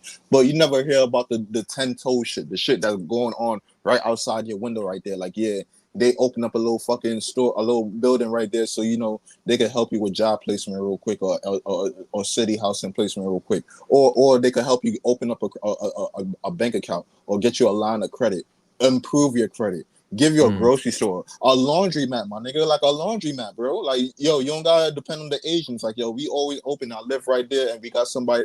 Not even I live right there. I got somebody that lives right there to operate this shit right here. Open up just for y'all. And yo, I'm gonna employ some of y'all niggas to get into this shit too. And we're gonna start opening up. You don't see shit like that. You don't hear nothing like that, bro. And that's where he starts to get into, the guy that Dr. Umar is arguing with. That's where he starts to get into, like, not putting so much on hip hop. You know what I'm saying? Like, hip hop may not be the right. Like, we may be angry about the fact that there's no black hospitals or grocery stores or anything like that in the hood, or banks in the hood, but maybe we're directing our anger about that towards the wrong people. Like, maybe that's not all hip hop's doing. You know what I'm saying? Maybe these black politicians who sell out to these white Democrats who sell them a dream and be like, yo, be the face of our campaign, and we'll make you a governor or a mayor somewhere. Maybe those are the people we should be mad at, because they are literally lying to the black people that are so desperate for the Thank you, Dezo. That we need. That's one of go ahead. Yeah, no, context. Go off. No. Continue. You're making a great point. I want you to continue. Yeah. So and that's really all that I think I would ask Dr. Umar is, like, you are passionate. I see that you're passionate about this, but why not take some of that passion that you have and direct it towards the politicians, maybe these pastors at these churches these big churches that take a lot of money out of the black neighborhoods, but then those black pastors go out and buy, you know, nice houses and you know, nice cars with them, with the money that they get from the church. You know what I'm saying? Maybe they should pour that money back into their communities. You know what I'm saying? But I mean, if you listen to previous interviews from him, he talks about getting onto the church. Like he talks about that. So, Yeah. I mean, it's not like they On top like of that, he. No, real quick, I'm just saying, like, it's not like he not giving them smoke either. Like, he giving them smoke too. Mm-hmm. Yeah. But yeah, I just think, real quick to this, I just think that, and in conclusion, I think that he's right that hip hop, you know, should, you know, do a better job of representing black people more. You know what I'm saying? It shouldn't just be like the top 10 rappers in the world right now, like 6 of them are mostly talking about either selling drugs or you know, just a bunch of shit that we don't really need to listen to. But at the same time, it's like, if that's what they want to rap about, then that's what they want their art to be. You know what I'm saying? We just need to do a better job of making sure every voice of the black neighborhood is heard. You know what I'm saying? We need to start promoting artists who do have a lot more to say. Bingo. You know what I'm saying? Bingo. But go ahead, guys. My bad. This is why, because I remember Ox said the same bullshit too. That is bum ass Umar Johnson, which is how the irony of Ox and bum ass Umar Johnson linking together. I'm not even gonna fucking dignify myself and call him Dr. Umar Johnson because you still haven't even shown proof. You haven't even shown proof of concept in your fucking school yet. You still haven't done that. Done that. And I'm not even familiar and updated on what's going on with that. But there's people that still ask you the fucking question. All that money that you've been fucking talking about and raising funds for, what proof do you have? What institute? All you have is a building. I'm asking you what institution that you have that you can do right now that you can turn out productive people. What institution is that? I know a brother by damn, I forgot this brother's name. Q Butter. And shout out to Q Butter, right? Really put in pain. He has a project. He has a project in a school, a STEM course, a fully accredited STEM course that allows kids that are in these desolate places, and he's founded in Brownsville, Brooklyn. If you know about Brownsville is one of them places where it's the bottom.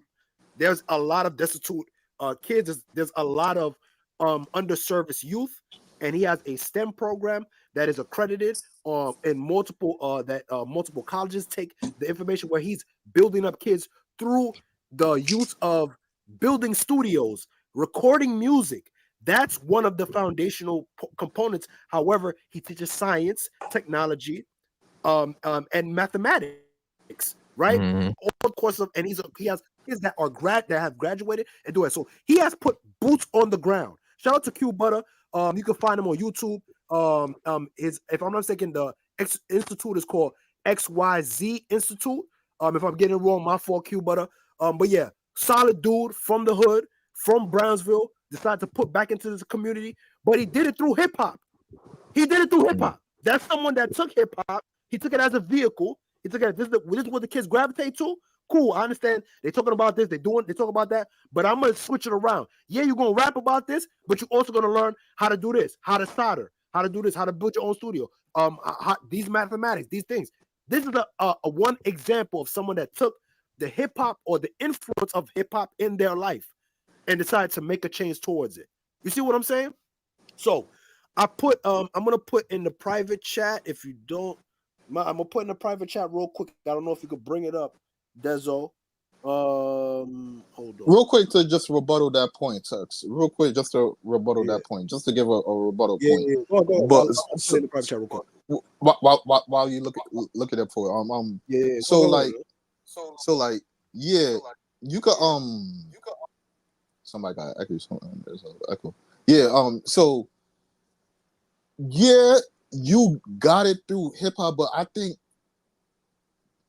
Dr. Umar point was that, all right, so this is a low, like Q Butter, yes, he did his thing and he's giving back to the community, but like, yes, that's one and far in between, and that guy is more lower level than like what he's really talking about, like really black celebrities that's really like prominent rappers that like have millions and millions of dollars and they're not doing much for their community. I think he's really talking to them and not just like the individuals that's really trying to like make a difference, but like we know like, yes, they're doing good things, but they can't affect like, we know the bigger rappers could affect more people on a massive scale and a massive level. So like, why are they not doing the things? Now, shout out to Q Butter, he doing his thing, but like he could only affect like Brownsville right there. Even though these artists, some of them are international and national, they could do things that's not even like it's incomprehensible to like what somebody right here from Brownsville is capable of right here. That's fair. That's fair. That's fair, Easy. That's 100%. I agree. So we're talking about micro versus macro, right? So it's not to say the macro. I agree on that grand scale. Yes, macro. Yes, we don't see a lot of big institutions. 100%. But to try to castigate and try to put that on the artist as if their responsibility by doing so, if you feel compelled to do so, right? And you want to support your community, then by all means, yes, you do that. But it's not an obligation. You're not owed by it. Whoever wants to support your music can support your music. That's the good thing about this about being in a free country. You don't have to listen to it. You don't have to support it. You have the option of doing so.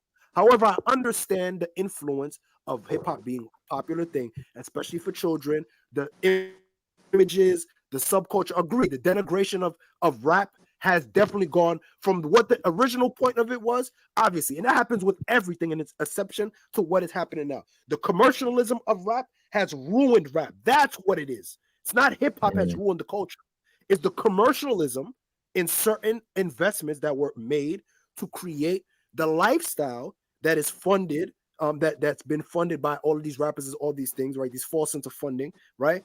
That's what the issue is. It's not hip hop, the culture itself. Obviously, there's certain things that need to be, hip hop needs to be held accountable for. Agreed, 100%. I 100% agree with you.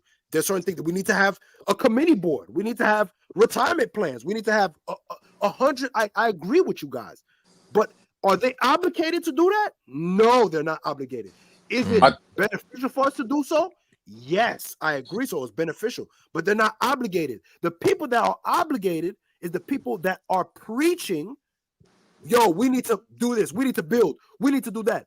If you're preaching that, then you're obligated to do so because you need to practice what you preach. But if I'm not preaching it, why is Moneybagg Yo need to practice what he preaching? He preaching a certain message. So he don't. You do you understand what I'm saying? You get what I'm saying? I get what you're saying, Tex. But I think the difference is, and I think I see what the divide is right there. The divide is the obligation. You don't feel like they're obligated to do these things for the community. They already made it clear, like, yo, I'm not that person. And I think the divide is Dr. Umar is saying you are obligated to your community to give back and help in positive ways and not destroying your community, even though it gives you a monetary benefit or whatever you desire that you term is a benefit for you. I think the divide is like you are obligated to your community no matter what. I think that's the divide right there. Let's finish up with what I see. I see the clip text. Yeah, I see the clip. Yeah. So what I want to do is also so we're gonna finish up the Umar joint. But then also I want you to play the clip afterwards. So then that way it's to a point to counter. But yeah, go ahead. All right. So let's finish this up. Elon Musk got a couple black people on the payroll. That don't mean shit. Elon Musk didn't come from black. He's not a black person. My point is, you can get a job from anywhere, whether they black or not. But now you're getting a job. Benefit. Now black people. But you're still talking about individualism, bro. A few people. You've been around for 50 years. The most popular music genre in the world. Billions and billions of dollars. And all you can tell me about is a few people can get jobs? That's bullshit when you look at the cost that the black community has had to pay for hip-hop. A whole generation, 2-3 generations of black kids growing up thinking the best thing you can do is be a damn gangster.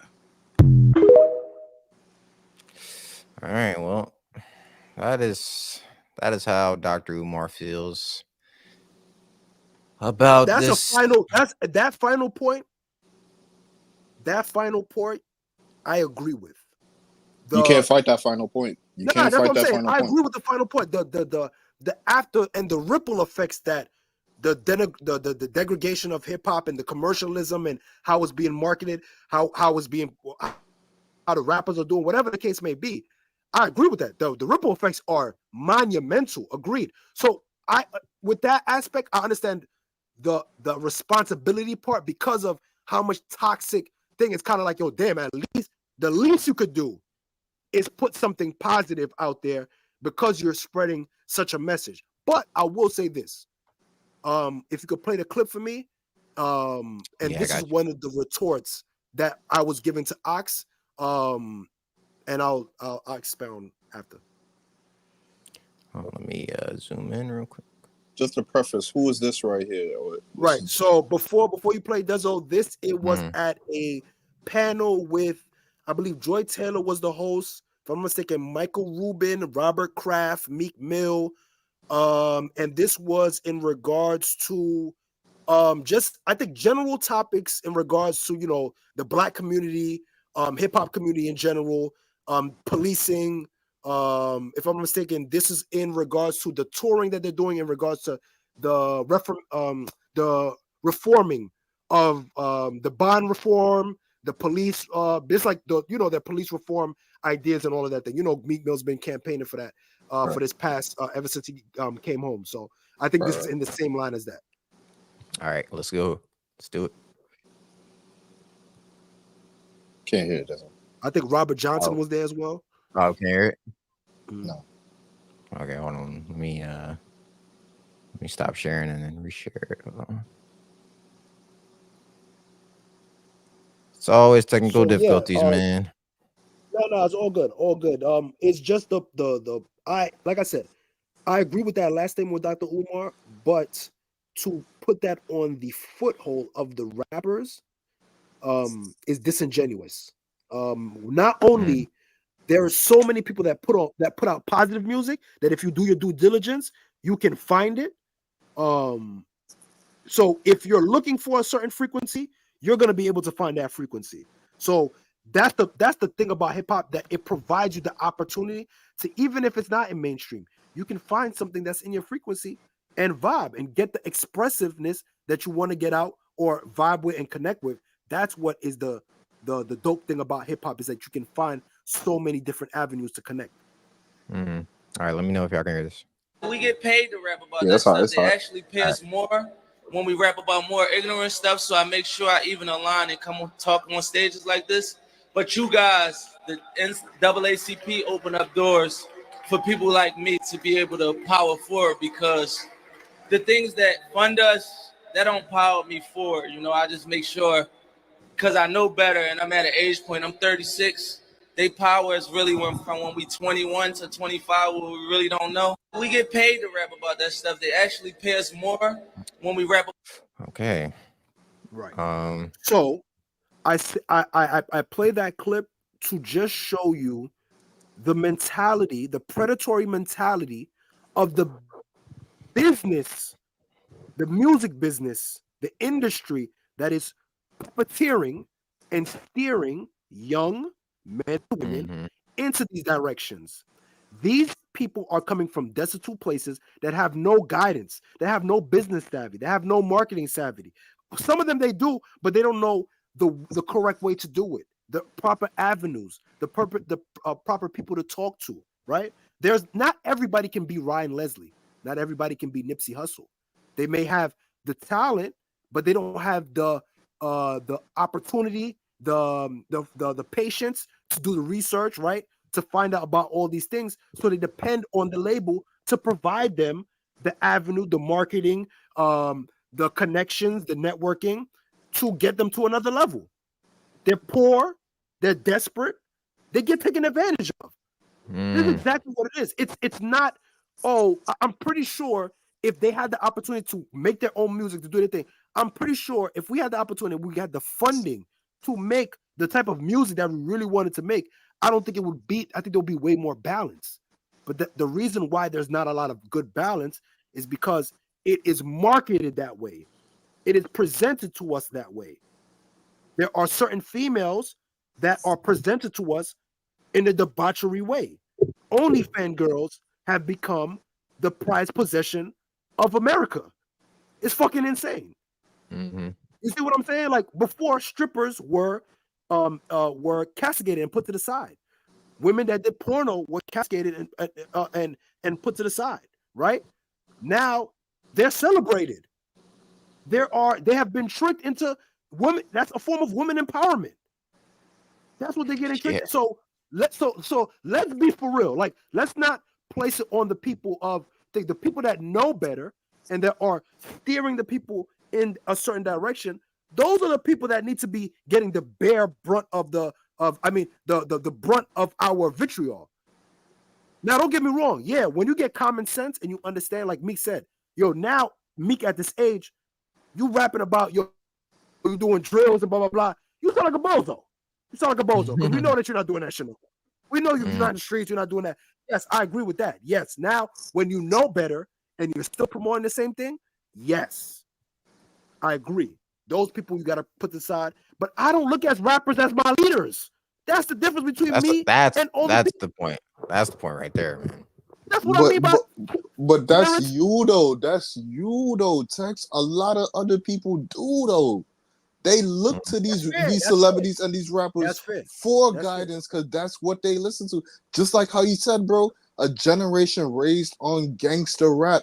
Even though we had great role models in our life, that gangster rap associated with the life that niggas was going through, we looked towards that because we felt that they was talking towards us. Right. So they look up to these niggas. Because they're talking towards them. So you can't fault them if they're taking their message too. But like I said, that's what I said. You're right. So like I said, two sides of the coin can be true, right? Two sides of the coin, right? So agreed, right? There's the person that is being influenced can be coming from a place of ignorance, right? They don't know what's going on, right? So whatever they see on TV, usually it's a younger child, they're going to take to that. They're going to be like, oh, this is fire, this is cool. And that's what they're going to grow up as a factual or reality, right? Especially with streaming, social media, things of that nature.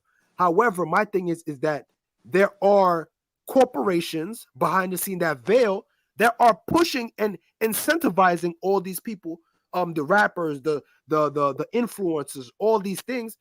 They are forcing them into certain paths. Not all of them, but most of them, if you're trying to be successful, you have people that work in marketing firms, right? Real quick context, especially talent agencies, right?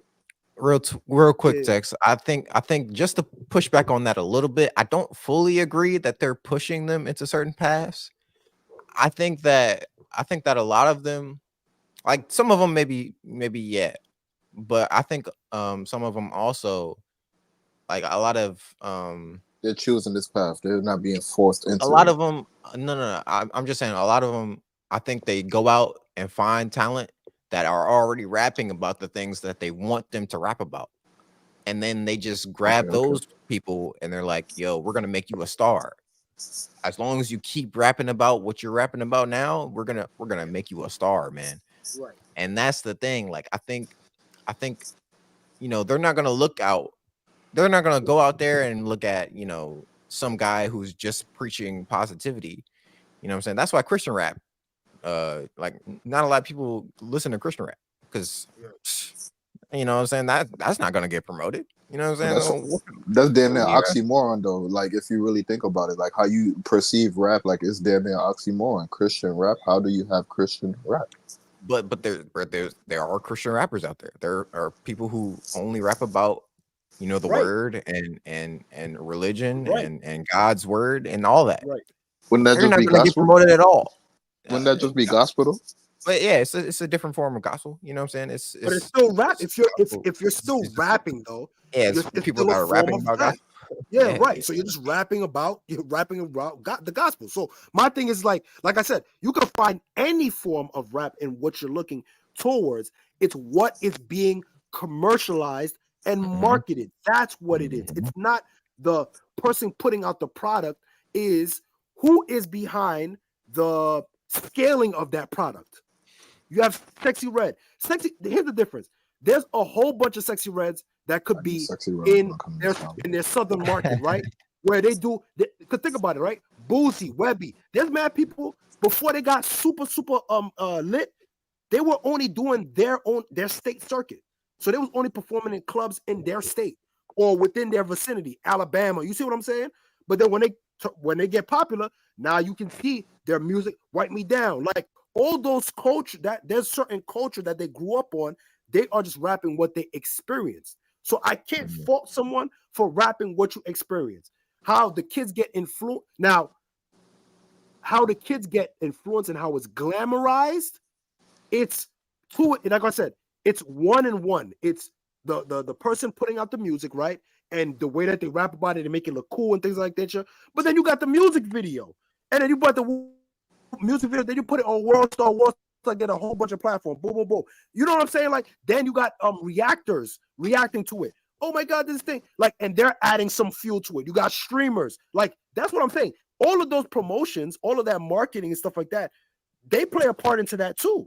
You got Castanet promote, blah, blah, doing this. If, let's say, for example, Castanet decides to, for a whole week, I'm going to promote Sexy Red. What do you think is about to happen? Numbers going up. But I think that's, you know what I'm saying? But I think that still falls within what Dr. Umar is saying. Like, that's still individualism. Tell me how that is helping the Black community. Like, what does that, like, those numbers, everything that you just said, like Castanet streaming, Sexy Red going crazy. Yeah, I understand the promotion and the marketing, but how does that help the Black community? I think one of his things that he is saying, but I don't think he really saying, because the conversation got kind of crazy. But like, if you know they're gonna use your product and try to make you promote it in a way that destroys the community, you shouldn't be taking that opportunity for a monetary gain. Now, I understand the poverty aspect and the education, like being less educated in the fields that pertain to like business and music business, because like these are separate things. You have to know these things. Like, you have regular lawyers and you have music lawyers. Like, they have to know like the ins and outs of like contracts and things of that nature in like the music business. So like, when those things come to play, you could give them grace. Like, yeah, they didn't know that, but like, what if you know this music right here before anything? What you're rapping about right here about shooting niggas? Yeah, it's your life story that you're giving to us, but this message is going to be portrayed out to everybody and be taken in. And it could destroy your community. It could do harm to it. Why are you not doing enough to give back to the community, even though we paid a heavy price for this type of music? The sacrifice that we paid, why are you not giving back? I think that's the point right there. Easy. And that's another point. That's another point that I agree with Dr. Umar about, when he said a lot of these rappers don't care. A lot of these rappers just don't care. They say, I shit on you. I got more money than you. They get their shit and they go about their way. Exactly. Once they get on, they leave the hood. They don't talk to nobody from the hood no more. You know what I'm saying? They don't give back to their communities. They just go make their music and then they dip out. You know what I'm saying? It's a lot of them out there that do that. You know what I'm saying? Pop up in the club and laugh at you, bro. When they laughing at you, bro. And you smiling at them like, yeah, they in the building, yo. They move to the suburbs, then they only come around when it's a concert. You know what I'm saying? You can only see them in concert. So I will say that I agree with that statement that you guys are making. Rappers definitely don't care.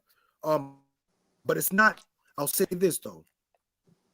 And it's a nasty thing to say, like, you know what I mean? But it's all about leveraging. Like, if you're able to, I can't fault who enjoys my music, right? I can't fault who enjoys my music, who supports me in that aspect. It's nasty now because now it's kind of like we're seeing the ripple effects bounce back, right? Where as soon as, because let's be for real now, people are catching up, people are in tune. It's not as nasty as it used to be maybe 5 years ago, where everybody's still following the same wave over and over. As soon as they see there's some funny style shit going on, people's getting addressed. It's not every single situation. However, we're seeing way more checks and balances. The more information people get, the more and more we're seeing that. But the point I'm saying is we are conflating multiple things, and that's by design. It's by design for Dr. Umar and him to have that conversation to where Dr. Umar is blaming the rappers for that, which he's entitled to, and he has some good points on that. However, Mouse, who's that counterpart, he wasn't able to show the broader aspect of explaining the ripple effects that occur from that. So shows like Power, right? That idolize a certain thing, right? TV shows they are putting money into people's pockets. There is a budget that 50 Cent is saying, yo, get this person, this person, this person, this person, this person. I'm bringing in my network to allow people to eat, and I'm providing opportunities to create generational wealth. All I should be able to do, or you know what I mean, is provide platforms, provide opportunity, right? That part, there are rappers that are doing that, and I agree, it is not on the grand scale that we want. However, there are certain times where when people try to do that, they get pushback from it, and we don't know so much a lot of behind the scenes. There may be people that are doing shit behind the scenes. They're just not advertising it. The reason why, if they advertise it, they may not get the funding from another place because they say, yo, we don't want you helping such and such. There is a game that we don't see where there is a set of, like, for example, let's say, for example, they see me benefiting my community. There may be some groups that's giving me funding where they say, well, we're not going to fund you if we know that you're doing that. Right. So now, as a person, let's say I'm Jay-Z or I'm you know what I'm saying, my Ice Cube and stuff like that. I can't do stuff on the surface level. I gotta do it on the underground level. I gotta probably make someone, my best friend, start a company and do that. And I'm not associated with it at all. Because if I'm associated with it, a certain group may not fuck with me anymore to give me the funding that I need to help my community. So that's what we're talking. We're talking about the structure that is around these people, that they have to jump through these hoops, jump through these obstacles. I'm not saying I'm giving them a pass for that, but I understand that logistically, they're going to have to do certain things to jump through certain hoops so that way they can get the funding to then allow other people to get the opportunities of color, of their brothers, stuff like that. You get what I'm saying? And that's the thing, right? I feel Dr. Umar. I feel him. You know what I'm saying? We need institutions in Black communities. I feel him. But hip hop is not the place. Hip hop is not the place to direct this anger at, man. I really don't. It's not. I really don't think so, man. Like hip hop is just hip hop is just. It has an for sure. It has an. But at the end of the day, I don't want Quavo to be like, hey, I'm opening up a grocery store. I'm never going to go shop at that shit. Hey, Quavo, respectfully, I'm never shopping at your grocery store, bro. I don't know what the fuck you're going to put in there. You know what I'm saying? Fucking. And now, if Jay-Z opened up a grocery store, I'd shop there tomorrow. You know what I'm saying? You know, shout out to Jay-Z. But that's the thing, though. See, Dezo, that's part of the problem, too. You just said, yo, all right, people, and it's funny, too. Academics said something, too. You remember when 21 started doing those banking commercials, and he started talking about financial literacy and shit like that? People laughed at him and made jokes. Yeah, right, when he was talking about financial literacy, and academics said out of his fucking mouth, "Yo, I don't want to fucking listen to fucking 21 Savage tell me about fucking financial literacy. What the fuck does he know about it?" So how do you know he doesn't know anything about financial literacy? So the people themselves are castigated due to the music that they listen, and they can't even give the person the benefit of the day, and not separate the art and the entertainment from what the person is possibly doing. Because at the end of the day, and this is what happens. What happens is that the culture of hip hop and the dynamic, the culture that it bleeds into hip hop versus the entertainment and the music gets blended in. And that's why there's this sense of responsibility that goes into it. Sometimes you can remove the entertainment from the real issues that is stemming from us. And that's what I mean by that. That's why I agree with you. Music has a conduit to help and heal, right? And provide opportunity and express, right? However, we need way more things to help us more than music. The music is not going to feed us, edify us, house us, clothe us. It's not going to do none of that. So to create that false sense of like, oh, we need to, hip hop needs to house us. Hip hop needs to feed us. Hip hop, it doesn't need to do none of that. Yeah, and that's ultimately the point that I'm getting at. Like, right. Yeah, it would be nice. It would be nice if right. Rappers would band together and help their communities. At the end of the day, that's not their jobs, man. That's not what they get paid to do. They get paid to make music. LeBron James came out of his own pocket to build that school. He didn't have to do that. You know what I'm saying? But because of the man that he is, he just decided, I want to help my community. Not everybody's LeBron James. Not everybody's LeBron James at all. So get your own and get your own and just don't help nobody else. Make sure you put yourself on first. I mean, that's the mentality of a lot of these people, bro. It's the mentality of a lot of them. This is America, brother. This is America. Yeah, I don't know if they got the memo yet, but that's the way it goes. It goes everybody for yourself. Everybody for yourself first, and then you know what I mean. If you take care of yours, and then from it's nasty, but it is what it is. That's the way it goes. Easy. When you're on an airplane and they tell you, yo, if the plane's going down, put the mask over yourself first, and then help anybody else that's around. That's the mentality of a lot of people. Help yourself first, and then if you feel like help people around you. That's a lot of people's mentality. And go ahead, Easy. I'll rebuttal with this. Is the plane going down for you to even worry about yourself that quick? I think and to a lot of people's realities, a lot of people living in our neighborhoods realities, a lot of them see a plane crash. You know what I'm saying? The plane's crashing. You could think the plane is crashing, but is it crashing? Do you have to be in fight or flight mode right now?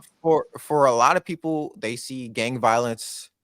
A lot of people see, poverty, homelessness, people struggling with jobs. A lot of people know that they're in a plane crash. So what they do is they take that deal, man. They were like, fuck it. I'm gonna help myself first. And then, I'm gonna put my people on. They don't even worry about so in the plane crash scenario, they're only worried about the person sitting next to them. They're only worried about putting the mask on of the people sitting next to them. They're not getting up out of their seat and looking around the plane and like, okay, all of my people don't have masks on. Let me help them with masks too. They're only worried about themselves and maybe the person next to them. That's maybe. A lot of them buy, houses for their moms, their dads, maybe a sister, a brother, cousins, something like that. They're not doing that for everybody though.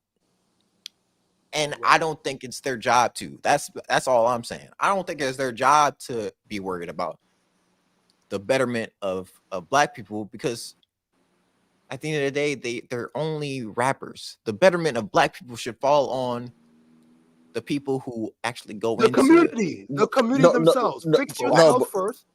So people who make policies, people who govern, people who mayor these communities that they're living in, who take these checks from these white ass politicians, and don't give a shit about the betterment of their people. Those are the people I feel like we should be mad at. But real quick, but just hear me out. All I'm saying is maybe My thing is the plane might not be crashing, so hold on, my brother. You don't have to be on fight or flight mode and just have to think about yourself. We can work together. My thing is though, yeah, I can hear your point. You don't feel like you have to be obligated to do these type of things because you feel like other people are in positions to make those effects and changes happen. But at certain point in time, no matter what, the community is not going to change unless you change it. So you could look to anybody as much as you want to. At the end of the day, you have to put in the work. Now, that is a tall order to ask from all of us together as a whole. That's what we really talking about here. Not just individually, like one person doing this thing here and there. We asking for everybody to come together and do the same thing. Like, and we know, like, you hear like what I'm asking, like from black people, like right now, like everybody do the same thing to get where they need to get to. That's a tall order to ask from people, but that's what it really has to take. Everybody has to put their work in to change a community. Yeah, we could keep on looking to other people, but the change has to happen from within if they're not going to help us out. So we still have to put in the work no matter what.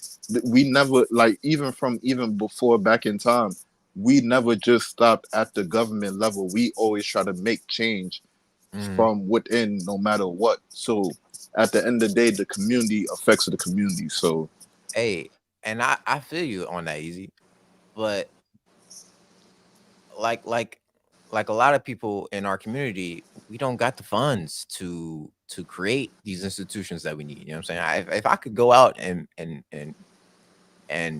gain the resources that I need to create a bank, a black-owned bank, I'd do it tomorrow. You know what I'm saying? But I just don't. I don't have those resources. You know what I'm saying? So and like you said, and so also it's it's also to the point. Just to harp on it, it's not only that, but then the support afterwards when you are doing something positive. Do you know how hard it is to like I said, it's the same thing with starting a business, scaling, things of that nature. To do community work, it takes a lot. And for people to believe in that cause and to invest into that cause, it takes a lot of convincing because a lot of people are very skeptical because of what's been happening now throughout history. So that's why for you to expect the rappers to all of a sudden stop doing this, like Dr. Umar was saying things like, don't give awards or nominations if you are talking about, negativity and things of that nature. Like, my thing is like, brother, you gotta keep the entertainment side as the entertainment side. And if the thing about it is just teaching children that this is entertainment. You can have these things, but you can say, this is the entertainment. GTA, all these things. These movies, everybody know movies, GTA, all these shits are not real, right? So if we can have the same aspect for movies, video games, TV shows, why do they hold? Because music has a certain frequency. That's why music has a certain frequency compared to TV, TV shows, movies. It has a certain frequency that people feel it within their body. That you know what I'm saying? Like, there's a certain energy that comes with music. So that's why they hold it in such a high regard and expect musicians to be their fucking leaders. Musicians are not your leaders. They're not your leaders. They're not going to steer you in everything in the right course. So looking for them for this sense of accountability and sense of responsibility. Accountability, yes, we can hold them to the fire. We can definitely have accountability. But for sense of responsibility, I think that's too much. I think that's too much to ask. But we'll continue that on the graveyard shift. Yeah, man. Hey, they want to drop this. I saw people drop the link and all that shit. But no, this is such a multi-layered conversation. It's super multi-layered. And I think if you guys really want to pull up, it might have to be one of them graveyard shifts. I know you guys seen that graveyard shift is going up. So tap in, tune in, and Ox drops the link. So if this is a thing, if you guys want to talk about this in graveyard shift, I'm sure Ox is gonna double back on this for sure. For sure. Dr. Umar versus hip hop, we could definitely make this a graveyard shift and tap into that. Like, comment, and subscribe. You already know the vibes. Make sure y'all spam L Ox because he was supposed to tap in and fucking go off about this shit. So make sure right. So definitely make sure y'all spam L Ox so he can Graveyard shit on this shit. Crash out on him on the stream on Player's Choice. Tell him he missed snooze the no snooze button show. Violate him, you know what I'm saying? Too many He's times. missing his obligations, man. All right, ladies and gentlemen, that has been the Hood CNN, man. This has been No Snooze Button. Great episode. You know what I'm saying? We will catch y'all back here on Monday. Man, everybody enjoy your weekend. Stay safe. Make sure y'all exit the weekend the same way y'all entered it, man. You know what I'm saying? Hope to see y'all all back here again on Monday. I go by the name of Dezo the Introvert. Easy context. Talk to him. Yo, dog. The 3-man wave became the 4-man show. You already know. Now let's go. Woo! Bars. Fire. Yo, listen, man. Shout out to the slim girls, thick girls too.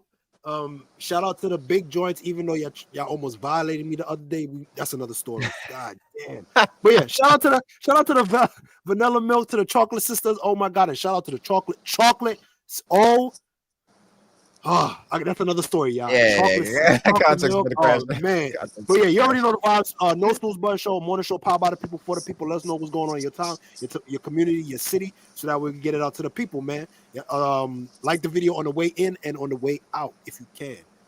Yes, sir. Hey, we'll Shout catch out to the y'all Spanish next man. Monday, man. Hey, the horchata. That's a fact. We'll catch y'all Monday, man. Peace.